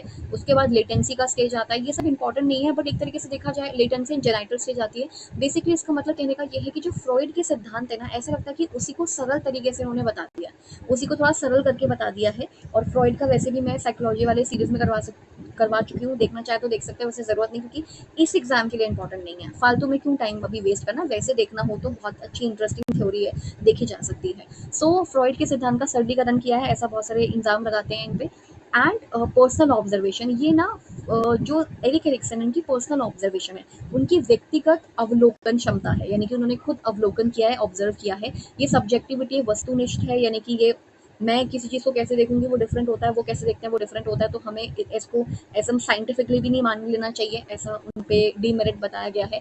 और जो लास्ट स्टेज है वो अनसैटिस्फैक्ट्री है अकॉर्डिंग टू शुल्स, जो शुल्स हैं उनके अकॉर्डिंग ये अनसैटिस्फैक्ट्री स्टेज है, और ये अधूरी भी और असंतोषजनक भी है, क्योंकि बहुत लोग को विजडम नहीं मिलता है, बहुत लोग का विवेक तब भी नहीं मिलता है। तो इस तरह का इनका जो आलोचना है वो करी हुई है। सो ये था क्या, ये किस बारे में था, एरिक एरिक्सन का theory of psycho social development, ये उसके कुछ कैरेक्टरिस्टिक्स थे, ये उनके यहाँ से स्टेजेस शुरू हैं। हर स्टेज में एक गुण आएगा, वो गुण पता होना चाहिए। सबसे पहले तो स्टेज का नाम पता होना चाहिए, और ये सीक्वेंस वाइज ही चलेगा, एक के बाद चलेगा, सीक्वेंस वाइज चलेगा। स्टेज का नाम पता होना चाहिए, वर्च्यू कौन सा आ रहा है वो, और एज क्या है वो, और उसकी कैरेक्टरिस्टिक्स क्या है, दैट्स इट, ये पूरा कंप्लीट हो जाएगा। फिर हमारे पास है एक और टॉपिक जो है relative role of heredity and environment in development. वैसे तो ये बहुत इंटरेस्टिंग है, पर प्रॉब्लम इसमें ये है कि इसके अंदर बहुत सारी चीज़ें हैं जो फिर समझानी पड़ेंगी। जैसे बहुत सारे एक्सपेरिमेंट हुए थे ये बताने के लिए कि हम जो है मिक्सचर है हेरिडिटी का भी, यानी कि आनुवंशिकता का भी और एनवायरनमेंट का भी, तो इसको हम कर लेते हैं। रिलेटिव रोल क्या रोल है हेरिडिटी यानी कि आनुवंशिकता, और एनवायरनमेंट का क्या रोल है डेवलपमेंट में। देखो यहाँ पे शुरुआत करी हुई है इससे, इंट्रोडक्शन से, दैट इज कि माता पिता जैसे होते हैं, मतलब हम जो लोग होते हैं, बेसिकली मैंने ज़्यादा अच्छे से डिटेल्ड में नहीं लिखा है, बहुत ही शॉर्ट नोट्स टाइप पॉइंट्स बनाए हैं। सो माता पिता जैसे होते हैं हम लोग भी वैसे ही होते हैं। बुद्धि स्तर पर ऐसा कहा जा रहा है कि जितनी मम्मी पापा की जो बुद्धि होगी, इंटेलिजेंस होगी, उतने ही हम इंटेलिजेंट होंगे। जैसा उनका शारीरिक स्ट्रक्चर होगा वैसे कुछ हद तक हमारा भी होगा, क्योंकि हम एक तरीके से मम्मी पापा के मेल से ही बनते हैं। तो माता पिता जैसे होते हैं हम लोग भी वैसे ही होते हैं, हमारा बुद्धि स्तर भी वैसा ही होता है, शारीरिक रंग रूप भी वैसा होता है। जैसे आपके मॉम एंड डैड में से अगर जिनका कॉम्प्लेक्शन जैसा है, आपको भी वैसा कॉम्प्लेक्शन मिलेगा। तो रंग रूप में और कद में भी, किसी की मॉम एंड डैड की हाइट बहुत ज़्यादा होती है तो आपकी भी हाइट अल्टीमेटली बहुत अच्छी हो, बहुत ज़्यादा ज़्यादा होगी। तो ये हेरिडिटी है। हेरिडिटी का मतलब है कि मम्मी-पापा से बहुत सारी चीज़ें हमें मिलती हैं, जैसे कि रंग हो गया, रूप हो गया, कद हो गया, शारीरिक संरचना, बुद्धि वगैरह यानी कि इंटेलिजेंस हो गया, कैरेक्टरिस्टिक्स हो गया, आपकी फिज़िकल कैरेक्टरिस्टिक्स हो गया, आपका कलर हो गया, रूप रंग रूप जो हम कह रहे हैं, हाइट हो गया, ये सब कुछ हमें मॉम एंड डैड से मिलता है। लेकिन ऐसी बहुत सारी चीज़ें भी होती हैं जो कभी-कभी अनुपस्थित हो जाती हैं, हमें ये समझना चाहिए। बहुत सारे लोग ये समझते हैं कि जैसे मम्मी-पापा होते हैं वैसे हम लोग भी होते हैं, लेकिन ऐसा हमेशा सही नहीं है। क्यों? क्योंकि कई बार बुद्धिमान, ऐसा एग्जाम्पल दिया हुआ है बुक में कि कई बार ऐसे बुद्धिमान माता पिता होते हैं जिनकी संतान मूर्ख रह जाती है, यानी कुछ ऐसे पेरेंट्स होते हैं जो इंटेलिजेंट तो है लेकिन उनके बच्चे इंटेलिजेंट नहीं निकले हैं, उनके बच्चे मूर्ख निकल गए हैं।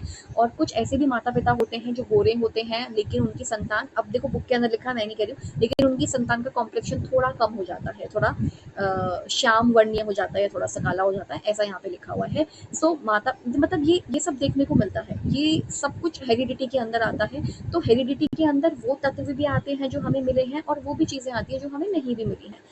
यहाँ पर दो कॉन्सेप्ट दिए हुए हैं, narrow concept of heredity and environment और दूसरा एक ब्रॉडर कॉन्सेप्ट दिया है। नैरो मतलब संकीर्ण विचार। देखो, जो इंसान अशिक्षित है, अगर उसको हम समझाने के लिए बैठे, यहाँ पे लिखा है डेफिनेशन फॉर अशिक्षित व्यक्ति, क्योंकि यहाँ पे ऐसे ही लिखा है कि जो व्यक्ति अशिक्षित है, इलिटरेट है, उसको अगर आप ये कह दो कि देखो हेरिडिटी का मतलब होता है समान से समान की उत्पत्ति। समान का मतलब है सेम चीज से सेम चीज ही निकलेगी। जैसे कैट जो है वो एक छोटे बेबी कैट को जन्म देगी, ठीक है, डॉग जो है वो छोटे बेबी पपीज को जन्म देगा, और ह्यूमंस जो हैं वो ह्यूमन से ही एक तरीके से जन्म लेंगे, ह्यूमन से ही जन्म लेंगे, ह्यूमंस को ही जन्म देंगे, बेसिकली उन्हीं से जन्म लेंगे। तो अगर ये बहुत ही नैरो कॉन्सेप्ट है कि समान व्यक्ति से समान चीज, मतलब समान व्यक्ति या समान जो स्पीशीज है उससे समान स्पीशीज निकलेगी, समान से समान, तो बहुत ही नैरो कॉन्सेप्ट है। लेकिन इसका ब्रॉडर कॉन्सेप्ट क्या कहता है कि जैसे माता पिता होंगे वैसी संतान होगी, हमारे अंदर उनसे रिलेटेड समानता भी आएगी और कुछ असमानता भी होगी। जरूरी नहीं है कि हमेशा हम बिल्कुल ही मॉम एंड डैड के जैसे हो, कुछ चीजों में हम असमान भी हो सकते हैं, तो वो भी हेरिडिटी का पार्ट है। अब यहाँ पे लिखा है हेरिडिटी जो है वो गर्भदान के समय उपस्थित होती है, मतलब हमारे जब गर्भदान होता है, जब गर्भाधान होता है यानी कि जब एक तरीके से देखा जाए तो प्रेगनेंसी होती है, जिस वक्त प्रेगनेंसी होती है, तो शारीरिक हमारी संरचना बन जाती है, व्यक्तिगत मानसिक चेहरा, आंखों का रंग, ये सब कुछ बन जाता है। फिर धीरे धीरे जो हम बाहर आते हैं तो हमारा जो बिलीफ सिस्टम होता है, जो बुद्धि होती है, मेमोरी होती है, वो सब बनती है। कहने का मतलब है कि ये सब हमें अपने मॉम एंड डैड से मिलता है। क्या क्या मिलता है हमें? गर्भधारण के समय ही, जब प्रेगनेंसी शुरू ही हो जाती है उसी वक्त हमें बहुत सारी चीज़ें मिल जाती हैं। हमारा शरीर संरचना कैसी होगी, डीएनए जिसको हम कहते हैं, हमारा व्यक्तित्व कैसा होगा, हालांकि उसके ऊपर इन्वायरमेंट का भी, यानी कि हमारे वातावरण का भी असर पड़ता है कि हम आगे चल के कैसे लोगों में उठते बैठते हैं, वो तो है, लेकिन व्यक्तित्व, मानसिक जो हमारा स्तर रहेगा, चेहरे का रंग जो होगा, आंखों का रंग और आकार जो होगा, त्वचा हमारी कैसी होगी, ये सब पहले से डिसाइडेड होता है, डीएनए में पहले से निर्धारित होता है। हमारे ग्लैंड्स कैसे होंगे, ग्रंथि, ग्रंथि का मतलब है जिनसे हमारे हार्मोन्स बनते हैं, वो ग्रंथि कैसी होगी। फिर बाद में आके फिर हमारा बिलीफ कैसा होगा, मम्मी पापा जैसा होगा, बुद्धि कैसी होगी, मेमोरी कैसी होगी, तर्क, निर्णय, व्यवहार, हमारा स्वभाव, स्वभाव की स्पेलिंग गलत लिख दी है, स्वभाव, हमारा स्वभाव भी कुछ हद तक, स्वभाव, हमारा स्वभाव भी कुछ कुछ हद तक हमारे मॉम एंड डैड से वो होता है, क्या बोलते हैं, निर्धारित होता है, और आदतें वगैरह भी। तो बेसिकली हम लोग सम टोटल है ऑफ इनबॉर्न इंडिविजुअल ट्रेट्स, यानी कि अभी हम बॉर्न भी नहीं हुए हैं, उसी से पहले ही, जैसे ही हम, मतलब हम अभी तक इस दुनिया में आए नहीं हैं, हम अभी बेसिकली माँ के गर्भ के अंदर है, उसी समय ये सब चीज़ें डिसाइड हो जाती हैं। ऐसा यहाँ पे लिखा हुआ है, बुक के अंदर लिखा हुआ है। आगे चलते हैं, आगे लिखा हुआ है कि इन्वायरमेंट क्या होता है। ये तो था जीन्स, ठीक है, जीन्स का मतलब है हेरिडिटी, हेरिडिटी का मतलब था ये तो हमें मम्मी पापा से मिल रहा है, लेकिन इन्वायरमेंट जो वो हमें इन्वायरमेंट देते हैं, यहाँ पे लिखा है कि इन्वायरमेंट यानी कि जो वातावरण है जो हमें मिलता है, वो जो वातावरण होता है वो जीन्स को इफेक्ट नहीं करता, बजाय उसके वो हर चीज़ को इफेक्ट करता है, क्योंकि इन्वायरमेंट का मतलब है आपको घेरे रखना। जैसे कि ये पेन है, मान लीजिए, इस पेन को घेरने वाला जो भी होगा, जो हवा इसको घेरे हुए है, that is environment. So genes को छोड़ करके ये और किसी चीज़ पे वो नहीं करता, मतलब आप जीन्स चेंज नहीं कर सकते, इन्वायरमेंट से मैं जीन्स चेंज नहीं कर सकती। जीन्स का मतलब होता है हमारे अंदर के जो गुण होते हैं, बिल्कुल ही जैसे हमारा क्या बोलेंगे उसको, कि ग्रंथि वगैरह का स्ट्रक्चर, ये सब हम चेंज नहीं कर सकते। जीन्स कुछ ऐसे होते हैं जो हम चेंज नहीं कर सकते, जैसे त्वचा का कलर, अनलेस अनटिल आप कोई बहुत बड़ा वो ना करो, कोई बहुत बड़ा कॉस्मेटिक सर्जरी काइंड ऑफ ना करो, तब तक चेंज नहीं होंगे। तो हम लोग बेसिकली, इन्वायरमेंट का मतलब है जिस चीज़ से हम घिरे होते हैं, और ये जो इन्वायरमेंट होता है जो भी हमें मिलता है वो हमें इन्फ्लुएंस करता है, लेकिन नॉट जीन्स, ये वो नॉट जीन्स, लेकिन हमारे जीन्स को कोई ये उस पे प्रभाव नहीं डालता, उस पे प्रभावित नहीं करता। फिर आता है इफेक्ट्स ऑफ हेरिडिटी। अब देखो, अगर हमने कह रहे हैं कि एक जो इंसान है वो दो तरीके से बनता है, एक तो हेरिडिटी से उसको बहुत सारी चीज़ें मिलती हैं, दूसरा वो बहुत सारी चीज़ें इन्वायरमेंट से सीखता है। तो कुछ ऐसे भी लोग हैं जो कहते हैं कि नहीं, हम इन्वायरमेंट से कुछ नहीं सीखते, हम केवल हेरिडिटी से ही प्राप्त करते हैं सब कुछ जो प्राप्त करते हैं, और वो ये लोग हैं। गैल्टन है, गोडार्ड है, और ऐसे करके दो और हैं, मतलब ऐसे करके बहुत सारे हैं, हमने दो लिखे हैं। तो यहाँ पे लिखा है इफेक्ट्स ऑफ हेरिडिटी। अब वो हमें बता रहे हैं कि हेरिडिटी का कैसे असर पड़ता है। तो हमारी जो शारीरिक संरचना, हमारा जो फिजिकल स्ट्रक्चर होता है वो हेरिडिटी पे निर्भर करता है। संवेगात्मक हमारे जो इमोशंस होंगे वो भी हमारी हेरिडिटी, हमारे मॉम एंड डैड से रिलेटेड होंगे। मतलब हमारे मॉम एंड डैड का जो टेम्परामेंट, जो इमोशंस होंगे वही हमारे भी होंगे। हमारे मॉम एंड डैड का जैसा शारीरिक स्ट्रक्चर होगा वैसा हमारा होगा। इवन हमारा मानसिक, जैसा हमारे मॉम एंड डैड का मानसिक यानी कि इंटेलिजेंस स्ट्रक्चर वगैरह होगा वो हमारा भी होगा। सामाजिक, जैसे कि लंबा कद, बुद्धिमान वगैरह, ये सब हम कुछ अपने घर से प्राप्त करेंगे। घर मतलब हमारे अपने फैमिली से, मम्मी पापा से प्राप्त करेंगे। तो इसीलिए यहाँ पे बोला गया कि ऐसे बहुत सारे ऐसे थ्योरिस्ट थे, साइकोलॉजिस्ट थे, जो कह रहे थे कि केवल हेरिडिटी ही है, यानी कि आनुवंशिकता ही है जिससे आप बनते हो, और आपके ऊपर किसी चीज़ का कोई फर्क नहीं पड़ता। लेकिन ये स्टेटमेंट थोड़ा सा गलत है, क्योंकि हम मिक्सचर है इन दोनों का, और इसी को ये सिद्ध करने की कोशिश कर रहे हैं। अब यहाँ पे लिखा है, इन्होंने स्टडी किया फैमिली का, इन्होंने बहुत सारे परिवारों का स्टडी किया, इन्होंने जुड़वा बच्चों का भी स्टडी किया जो हम आगे देखेंगे, इन्होंने ब्लड का भी स्टडी किया, और इन्होंने निम्न श्रेणी के जानवरों का भी स्टडी किया, मतलब लोअर जो कैटेगरी के एनिमल्स थे उनका भी स्टडी किया। सबसे पहले हम स्टडी में पढ़ते हैं गैल्टन के बारे में। अब हम गैल्टन के बारे में थोड़ा सा पढ़ते हैं। गैल्टन कौन है ये सब तो नहीं लिखा, लेकिन उन्होंने क्या स्टडी की थी वो पढ़े थे। तो गैल्टन ने 1971 में स्टडी करी, sorry not 1971, I am so sorry, Galton ने 971 जो परिवार थे उस पर स्टडी किया, जिसमें कुछ जज थे, मतलब 971 लोगों पे स्टडी किया जिसमें कुछ जज थे। एक्चुअली पूरा मतलब एक परिवार को दिया था इन्होंने, if I am not wrong, एक सेकंड में देख लेती हूँ। इन्होंने एक परिवार पे ही स्टडी किया है बेसिकली। ये थोड़ी सी ऐसी थ्योरीज होती है ना, जो थोड़ी छोटे छोटे उसमें लिखी होती है, 2-4 लाइंस में लिखी होती है, तो वही है। ओके, तो यहाँ पे लिखा है कि 971 सुप्रसिद्ध, जो बहुत ज़्यादा प्रसिद्ध एमिनेंट पर्सनालिटी जिनको हम कह सकते हैं, उनके परिवार को उन्होंने स्टडी किया। 971 सुप्रसिद्ध व्यक्तियों के जीवन कथाओं को स्टडी किया, और उन मतलब उनमें कौन कौन थे, जज थे, कलाकार व्यक्ति थे, आर्टिस्ट लोग थे, मंत्री वगैरह थे, इन सबको किया। ये सुप्रसिद्ध और काफ़ी ज़्यादा बुद्धिमान थे।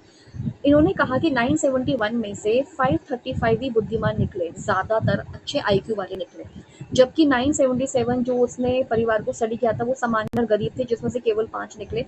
तो इन्होंने कंक्लूजन निकाला कि हमारी जो हेरिडिटी हमें जो अपने मम्मी पापा से मिलता है ना, वही हम आगे लेके जाते हैं, वही एक्चुअली हम होते हैं। तो इन्होंने इन्वायरमेंट को कोई इंपॉर्टेंस नहीं दिया कि हमारा वातावरण हमें प्रभावित करता है, उन्होंने ऐसा कुछ नहीं बोला, बल्कि उन्होंने बोला ऐसा कि 977 परिवार में से जो उन्होंने सामान्य और गरीब परिवारों पे जो भी उन्होंने रिसर्च किया था, उन्होंने कहा कि सिर्फ 5 ही ठीक ठाक निकल पाए, मतलब 5 ही इंटेलिजेंट निकल पाए, बाकी सारे खराब थे। तो कहने का मतलब यही है यहाँ पे कि हेरिडिटी का पूरा पूरा प्रभाव पड़ता है, क्योंकि वो गरीब थे, सामान्य थे, इसलिए उनकी सारी जो जनरेशन होंगी वो भी गरीब और सामान्य ही होंगी। लेकिन जो 971 परिवार थे जिसमें जज, कलाकार और मंत्री शामिल है, वो सुप्रसिद्ध थे, काफ़ी ज़्यादा बुद्धिमान थे, तो वो वहाँ से बुद्धिमान भी निकले। 535 पर्टिकुलरली बुद्धिमान निकले। फिर गोडार्ड मार्टिन कालिकार ने, जो गोडार्ड थे, उन्होंने मार्टिन कालिकार के ऊपर स्टडी किया था। गोडार्ड, जैसे कि यहाँ पे गेल्टन है एक साइकोलॉजिस्ट, वैसे गोडार्ड एक साइकोलॉजिस्ट है जिन्होंने मार्टिन कालिकार के ऊपर स्टडी किया था। और मार्टिन कालिकार के ऊपर स्टडी करके उन्होंने ये बताया कि मार्टिन कालिकार ने 2 शादियाँ की थी।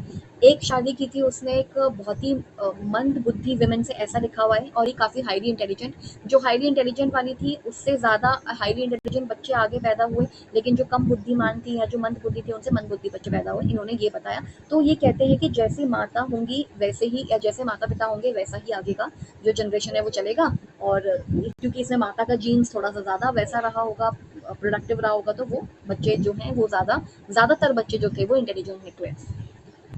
एंड खुद मार्टिन कालिका कैसा था, ऐसा गोडार्ड ने हमें कुछ नहीं बताया है। ठीक है, चलो अब आता है डगडेल। डगडेल ने भी एक ड्यूक फैमिली के ऊपर रिसर्च की थी, उसके ऊपर स्टडी किया था।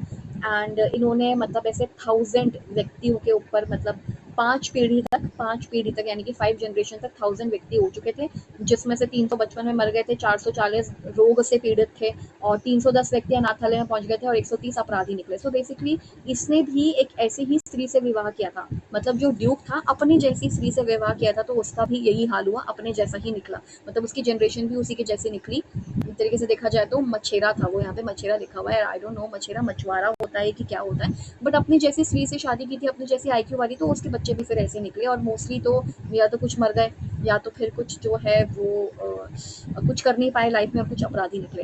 प्रोफेसर ट्रायन ने चूहों पर एक्सपेरिमेंट किया है, कुत्तों पर और बंदरों पर भी एक्सपेरिमेंट किया, जिसमें उन्होंने चूहों पर जो एक्सपेरिमेंट किया था उससे पता चला कि जो चुस्त दुरुस्त चूहे थे, चुस्त वाले चूहों को चुस्त वाले चूहों के साथ ही ब्रीडिंग करवाई, उनके जनरेशंस पैदा करवाए और 8 जनरेशंस तक देखा कि सारे चूहे चुस्त हैं, लेकिन जो नीरस या फिर जो बहुत ही ज़्यादा क्या बोलेंगे उनको, ऐसे चुस्त दुरुस्त नहीं है जो चूहे, नीरस चूहे हैं या बड़े लेजी टाइप चूहे हैं, उनका लेजी टाइप चूहों के साथ ही मेटिंग करवाया, यानी कि उनकी जनरेशंस पैदा हुई, वो भी ऐसे निकली थी। ठीक है, तो ये इन्होंने बताया। और स्टडी ऑफ ट्विंस, ट्विंस के ऊपर भी स्टडी किया था, fraternal twins and identical twins के ऊपर स्टडी किया गया, जिसमें उन्होंने बताया कि देखो आइडेंटिकल ट्विंस वो ट्विंस होते हैं जो एक जैसे दिखते हैं पहली बात तो, और वो एक ही जाइगोट के अंदर होते हैं। ठीक है, एक ही सैक या कह लूँ जाइगोट के अंदर होते हैं, बट फ्रेटर्नल ट्विंस अलग अलग सैक में होते हैं। ठीक है, तो यहाँ पे लिखा ट्विंस के ऊपर भी अलग अलग स्टडी किया गया। क्या किया इन्होंने, अलग अलग ट्विंस को ना अलग अलग कर दिया, मतलब जैसे एक पेयर ऑफ ट्विंस जो हैं उनको अलग कर दिया, एक को दूसरा एनवायरनमेंट दिया, एक को दूसरा एनवायरनमेंट दिया, आप कह रहे हैं डिफरेंट एनवायरनमेंट दिया, लेकिन जब बाद में कुछ साल के बाद उनका आईक्यू टेस्ट किया गया तो वो सेम ही निकला, कि मतलब लगभग लगभग सेम था और डिफरेंस था तो वो भी ना के बराबर। और ये गलत बात है कि एक्सपेरिमेंट के चलते उन्होंने 2 भाई बहनों को या ऐसे अलग कर दिए, तो गलत बात है, बट कर दिया क्योंकि एक्सपेरिमेंट करना था। तो बाद में पता चला कि एक बच्चे को ऐसा एनवायरनमेंट मिला, एक बच्चे को ऐसा एनवायरनमेंट मिला, उसके बाद कुछ समय के बाद जब देखा गया तो दोनों का आईक्यू सेम था, तो मतलब हेरिडिटी है कि मम्मी पापा से जो मिल गया वो मिल गया, वही रहेगा, चेंज नहीं होगा चाहे कितना भी एनवायरनमेंट दे दो। तो बेसिकली हेरिडिटी वाला जो है ना, कि ये बताने की कोशिश करते हैं कि एनवायरनमेंट कुछ नहीं है, जो है हेरिडिटी है। उसके बाद आइडेंटिकल के अंदर आइडेंटिकल ट्विंस जो होते हैं उनमें सह संबंध जो होता है, रिलेशनशिप होता है, वो 0.82 का, मतलब ज़्यादा डिफरेंस नहीं होता, लेकिन जो फ्रेटर्नल होते हैं, फ्रेटर्नल का मतलब है जो एक दूसरे से बहुत डिफरेंट होंगे क्योंकि वो अलग अलग जाइगोट के अंदर थे, अलग अलग सैक के अंदर थे, तो उनमें 0.38 का वो होगा, सह संबंध यानी कि रिलेशनशिप होगा। ये इंपॉर्टेंट उतना नहीं है। फिर टॉलमैन ने अपने स्टूडेंट्स के साथ कैलिफोर्निया में चूहों पर एक्सपेरिमेंट किया था, लोअर काइंड के एनिमल पे किया था। यहाँ पे भी लिखा है 7 जनरेशन तक स्टडी किया, चुस्त से चुस्त बच्चों का जन्म हुआ, चुस्त चूहों से चुस्त चूहों का जन्म हुआ और नीरस चूहों से नीरस बच्चों का जन्म हुआ, यही लिखा हुआ है। क्योंकि हेरिडिटी उनके पापा जो चूहा था, जो पिता वाला चूहा था वो भी ऐसा था, तो उसकी जनरेशन भी ऐसी होगी। पिता और माता चूहे अगर ऐसे थे तो बच्चा भी फिर ऐसा होगा। फिर आता है इफेक्ट्स ऑफ एनवायरनमेंट। अब एनवायरनमेंट पर आ जाओ। अब ये वाले जो हैं ये कहते हैं कि हेरिडिटी कुछ नहीं है, एनवायरनमेंट सब कुछ है। ये इनके बीच में द्वंद चल रहा है, जिसको nature and nurture versus debate कहते हैं ना, ये वैसा ही है बिल्कुल। Effects of environment. अब देखो यहाँ पे डी कॉन्डोर जो है वो कहते हैं वंशानुक्रम कम व वातावरण ज्यादा महत्वपूर्ण होता है। वंशानुक्रम यानी कि हेरिडिटी से हमें कोई लेना देना नहीं है, हेरिडिटी उतना प्रभावित नहीं करती जितना वातावरण हमें ज्यादा महत्वपूर्ण होता है, वातावरण प्रभावित करता है। तो यहाँ पे कुछ चीजें लिखी हुई हैं, एक सेकेंड। ओके, यहाँ पे कुछ चीजें लिखी हुई हैं। जंगल से मिले बच्चों पर प्रयोग या एक्सपेरिमेंट हुआ on children trace from forest. तो क्या हुआ कि हमें जंगल से कुछ बच्चे मिले, मतलब ये बता रहे हैं इन्वायरमेंट के बारे में चीजें बता रहे हैं कि जंगलों से कुछ बच्चे मिले थे, उन पर प्रयोग हुआ था, उन पर एक्सपेरिमेंट हुआ था। तो experiment on children trace from forest, forest से जो बच्चे मिले थे उन पर एक्सपेरिमेंट हुआ। एक रामू नाम का बच्चा था जिसका सोशलाइजेशन नहीं हुआ था, उसका बाद में सोशलाइजेशन कराया गया। मतलब ऐसे जंगलों में जो बच्चे होते हैं ना, ऐसा हुआ था कि रामू को ना बहुत समय, मतलब ऐसा बताया जा रहा है कि इसको ना वो वुल्फ्स उठा के ले गए थे, जो भेड़िए थे वो उठा के ले गए थे। तो जो भेड़िया उठा के एक सेकेंड, तो जो भेड़िया उठा के ले गया था ना, तो वो ऐसा जंगली बन चुका था। जंग मतलब जैसे भेड़िया खाना खाता है वैसे ही खाना खाता था, कूदता था, फुदकता था। और ऐसे ही 2 सिस्टर्स हुआ करती थी, कमला और अमला, उसको भी वुल्फ उठा के ले गया था बहुत साल पहले। एक 2 साल की बच्ची थी और एक 9 साल की थी, बट ऐसा कुछ बताया नहीं है बुक में कि कमला 9 साल की थी या 2 साल की थी या अमला 2 या 9 साल की थी, ऐसा कुछ नहीं बताया। पर रामू का ये बताया कि उसको तो बहुत टाइम पहले जो वुल्फ है वो उठा के ले गया था, लेकिन जब उसको शहर में लेकर आया गया, उसको सोशलाइज किया, तो कुछ हद तक वो सोशलाइज हो गया था। तो मतलब सब कुछ आपके एनवायरनमेंट के ऊपर है, मतलब उसने जंगली तरीके से खाना खाना भी बंद कर दिया, उसको सोशलाइज करवा दिया। फिर यानी कि सब कुछ एनवायरनमेंट का खेल है, आप जैसा एनवायरनमेंट दोगे बच्चा वैसा बन जाएगा। उससे पहले वुल्फ वाला एनवायरनमेंट था तो वो जंगली तरीके से खाता था, उनकी तरह कूदता फांदता था, लेकिन जैसे उसको शहर में लेकर आए, सोशलाइजेशन किया, तो उसका सोशलाइजेशन वैसा हो गया। फिर अमला और कमला का भी यही चीज है। कमला इसमें से अमला जो थी उसकी डेथ हो गई थी, वो सोशलाइज़ नहीं हो पाई, लेकिन जो कमला थी वो कुछ हद तक संयोजित हो पाई, यानी कि सोशलाइज़ हो पाई। उसको भी कुछ समय पहले ऐसे ही वो उठा के ले गया था। कौन उठा के ले गया था? जो क्या बोलते हैं उसको, वुल्फ जो था वो उठा के ले गया था। ठीक है, एक ये हो गया। अब एक और है जिंग ऑन 30 पीपल। जिंग ने भी 30 लोगों पे एक्सपेरिमेंट किया था। अच्छा, जिंक का ही एक्सपेरिमेंट है ये, अमला कमला वाला, I am so sorry, zinc का एक्सपेरिमेंट है ये, अमला कमला वाला। उसने भी और 30 लोगों पे भी किया था और इन पे भी किया था। तो यहाँ पे वही लिखा है, 30 ऐसे ही व्यक्तियों पर अध्ययन किया जो ऐसे ही जंगलों वगैरह में रह रहे थे, और जब समाज में लाया गया तो फिर उनको बहुत कुछ, उनको समय तो लगा उनका सोशलाइज करने में, लेकिन लग गया, मतलब लेकिन हो गया। लेकिन जब उन्हें समाज में लाया गया तो सामाजिक परंपराओं को सीखने के लिए बहुत समय लगा। ऐसी घटना अमला कमला की भी, मतलब देखो समय तो लगता है बट सीख जाते हैं। उसके बाद आता है केलॉग्स का एक्सपेरिमेंट। ये वो खाने वाला केलॉग्स नहीं है। केलॉग्स का एक्सपेरिमेंट हुआ था, अपने बच्चे के ऊपर उन्होंने एक्सपेरिमेंट किया था, जो 7 मंथ का था, 7 महीने का बेटा था उनका, और एक 10 महीने का चिंपैंजी था। जैसे वो अपने बच्चे को खाना पीना खिलाते थे, ग्लास से पानी पिलाते थे, चम्मच से खाना खिलाते थे, चिंपैंजी ने भी वो सीख लिया और कुछ शब्द भी वो जानने लगा। सो चम्मच व च म अदम च ए चम्मच अदमच, मेरे ख्याल से ऐसे लिखते हैं चम्मच को। तो चम्मच व ग्लास से भी पानी पीना शुरू कर दिया। किसने? चिंपैंजी ने ग्लास का इस्तेमाल, और जो चम्मच को क्या बोलेंगे, स्पून है, उसका इस्तेमाल करना शुरू कर दिया था। और वो शुरू भी क्या कर दिया था, मतलब उसको आ गया था, वो कुछ शब्द समझने लग गया था। तो मतलब जैसा आप इन्वायरमेंट दोगे, जैसा बेटे को इन्वायरमेंट दिया, वैसा ही छोटे चिंपैंजी को भी दिया, वो भी सीख गया अब तक। तो ये सब कुछ इन्वायरमेंट का खेल होता है। फिर लास्ट है हमारा ये, उसके बाद ये चैप्टर पूरी तरीके से खत्म। ओके, लास्ट है मोरे आइलैंड। एक मोरे आइलैंड हुआ करता था जिसमें किसी को भी 6 से ज़्यादा आगे तक गिनती नहीं आती थी, और उनकी लैंग्वेज में भी, जो भी मोरे आइलैंड के लोग थे उनकी लैंग्वेज में 6 से आगे कोई संख्या ही नहीं थी, उनको गिनती नहीं आती थी, तो 6 नंबर से आगे गिनती नहीं आती थी। तो स्कॉटलैंड ने जब इस पे अधिकार किया मोरे आइलैंड पे, तो स्कॉटलैंड वासियों ने इनको सोशलाइज किया और इनको गिनती भी सिखा दी और सारा कुछ हो गया। मतलब इन्वायरमेंट का खेल है, बेसिकली बताने की कोशिश कर रहे हैं। सो मूरे टापू के लोगों को 6 अंक से आगे तक गिनती नहीं आती ही नहीं थी, और न ही उनकी भाषा में 6 से आगे कोई शब्द था। स्कॉटलैंड ने इस टापू पर जब अधिकार करके उनको शिक्षा दी, कुछ ही समय में उस टापू के लोगों में भी सभ्य लोगों जैसी योग्यता आ गई। सभ्य इन द सेंस कि वो भी थोड़े से सभ्य बन गए, सैवेज से हटकर सभ्य बन गए। सभ्य को क्या बोलेंगे, थोड़े से अच्छे कोड कंडक्ट उनमें आ गए। एंड फे एंड एडिथ, 2 लड़की हैं, उन पे भी एक्सपेरिमेंट हुआ था, उनको भी बचपन में ऐसे अलग कर दिया था। एक का शादी जो है व्यापारी से करवाया गया, जो बहुत अच्छी ज़िंदगी जी रही थी, और एक का किसान से, और वो भी अच्छी ज़िंदगी जी रही थी, लेकिन दोनों में बहुत डिफरेंस था। क्यों? क्योंकि उनका ससुराल, यानी कि उनका जो लॉज का प्लेस है, इन लॉज का जो प्लेस है वो डिफरेंट था। तो इसलिए फे एंड एडिथ पर भी ऐसे कुछ किया गया। तो वही लिखा है, 2 जुड़वा बच्चियां थी जिन्हें बचपन में अलग कर दिया था। बड़े होने पर एक का विवाह एक व्यापारी से और दूसरे का विवाह किसान से हुआ। दोनों के व्यवहार में अत्यधिक अंतर पाया गया। जो हम कहते हैं ना कि हेरिडिटी सबको प्रभावित करती है, तो ये बेसिकली कहने की कोशिश कर रहे हैं कि इनके दोनों दोनों इनके जो वो थे, इनके व्यवहार या बिहेवियर में बहुत डिफरेंस था, क्योंकि ससुराल का वातावरण डिफरेंट था, इसलिए यहाँ पे लिखा हुआ है। अच्छा, ये भी हमें क्यों पता होना चाहिए, एक टीचर को ये क्यों पता होना चाहिए कि बच्चा जो है वो हेरिडिटी और इन्वायरमेंट से दोनों से प्रभावित होता है, उसके ऊपर दोनों का असर पड़ता है। क्यों? क्योंकि टीचर जो है इंडिविजुअल डिफरेंस को समझ सके। ये इंडिविजुअल डिफरेंट हो गया है, बट यहाँ पे समझ लो कि हर एक इंडिविजुअल डिफरेंट है। Every individual is unique and every individual is unique. और क्या था, every individual is different. Basically मैं कहना चाहती थी every individual is unique and different, because no 2 person are alike. कोई भी 2 पर्सन एक जैसे नहीं होते, सब अलग अलग डिफरेंट होते हैं। सो इंडिविजुअल डिफरेंस होता है। अध्यापक शिक्षा की योजना बना सकता है, so that teacher could plan accordingly. अगर टीचर को पता होगा कि अच्छा ये बच्चा अलग तरीके से सीखता है, ये बच्चा अलग तरीके से सीखता है, तो मैम या टीचर जो है योजना बना सकते हैं, वो प्लान्स बना सकते हैं, और वो ये समझ सकते हैं कि हर बच्चे की इनेट एबिलिटीज होती हैं, अलग अलग क्षमताएं होती हैं। सीखने की योग्यता में भी बच्चों के अंतर होता है। कभी कभी लिंगीय भेद की वजह से भी अंतर होता है। योग्यता में कम कम योग्यता और ज्यादा योग्यता भी हो सकती है। लेट्स से फॉर एग्जांपल, अभी आपने सेकंड चैप्टर पढ़ लिया होगा, आई होप सो, नहीं पढ़ा होगा तो पढ़ लेना। बट सेकंड चैप्टर में यही तो है, सेकंड चैप्टर में भी यही था ना कि सेकंड चैप्टर में भी तो यही है कि इंडिविजुअल डिफरेंसेस होते हैं, और उसमें हमने लिंग भेद वगैरह के बारे में पढ़ा था। तो वही है कि योग्यता कम या ज्यादा हो सकती है। अगर एक टीचर को पता हो कि बच्चा अलग अलग एरिया से आता है, अलग तबकों से आता है, उसके अंदर कुछ क्षमताएं हो सकती है, किसी में कुछ कम क्षमताएं हो सकती है, कोई और अच्छा सीख सकता है, कोई कम अच्छा सीखता है, तो वो उसी हिसाब से अपने प्लान कर सकती है, योजना बना सकती है कि मुझे क्या पढ़ाना है, कैसे पढ़ाना है, कैसे टीचिंग मटेरियल इस्तेमाल करना है, क्या टीचिंग मेथड इस्तेमाल करने हैं। मेथड मतलब कौन से तरीके इस्तेमाल करने हैं बच्चे को पढ़ाने के लिए। तो इसलिए मैम को ये पता होना चाहिए हेरिडिटी के बारे में। दूसरा, इन्वायरमेंट अगर एज अ अध्यापक, एज अ टीचर आप बच्चों को कंड्यूसिव इन्वायरमेंट दो ताकि उनके कैरेक्टर बिल्डिंग हो सके, उनका चरित्र का निर्माण हो सके। Okay, so this was the first chapter. यही था फर्स्ट चैप्टर और हम फर्स्ट चैप्टर पूरा कर चुके हैं। मैं भी आपको एक चीज़ दिखा भी देती हूँ।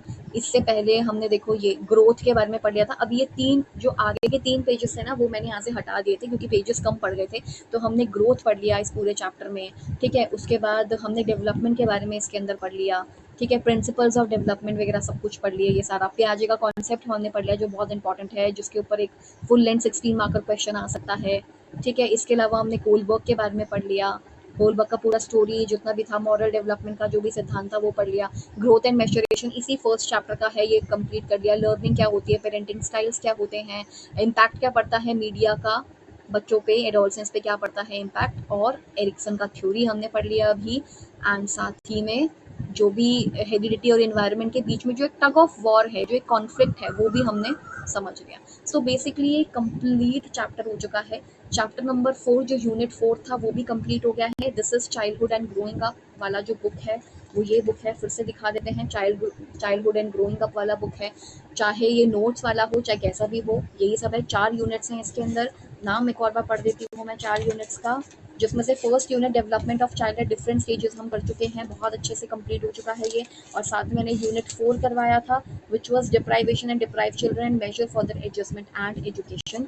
और एक छोटा सा मैंने एक और वीडियो बनाया था, किसके ऊपर, इसके ऊपर बनाया था, सेकंड चैप्टर के ऊपर, which was understanding individual differences, जिसमें हमने इंडिविजुअल डिफरेंसेस देखे। बट उसमें मुझे क्रिएटिविटी और रुचि, इंटरेस्ट, क्रिएटिविटी और ये सब चीज़ें करवानी थी। देखते हैं कि अभी हो जाती है तो ठीक है, कल तक, वरना देखते हैं, ठीक है। चलो अब नेक्स्ट क्लास में नेक्स्ट टॉपिक के साथ मिलते हैं। Till then keep learning and keep discerning. So learners, अगर आपको हमारी वीडियोस इन्फॉर्मेटिव और अच्छी लगती हैं तो आप हमारे चैनल को सब्सक्राइब कीजिए एंड बेल आइकन को प्रेस कर लीजिए सो दैट आपको हमेशा नोटिफिकेशन मिले जो भी हम वीडियोस या टॉपिक आपके लिए लेकर आए हैं।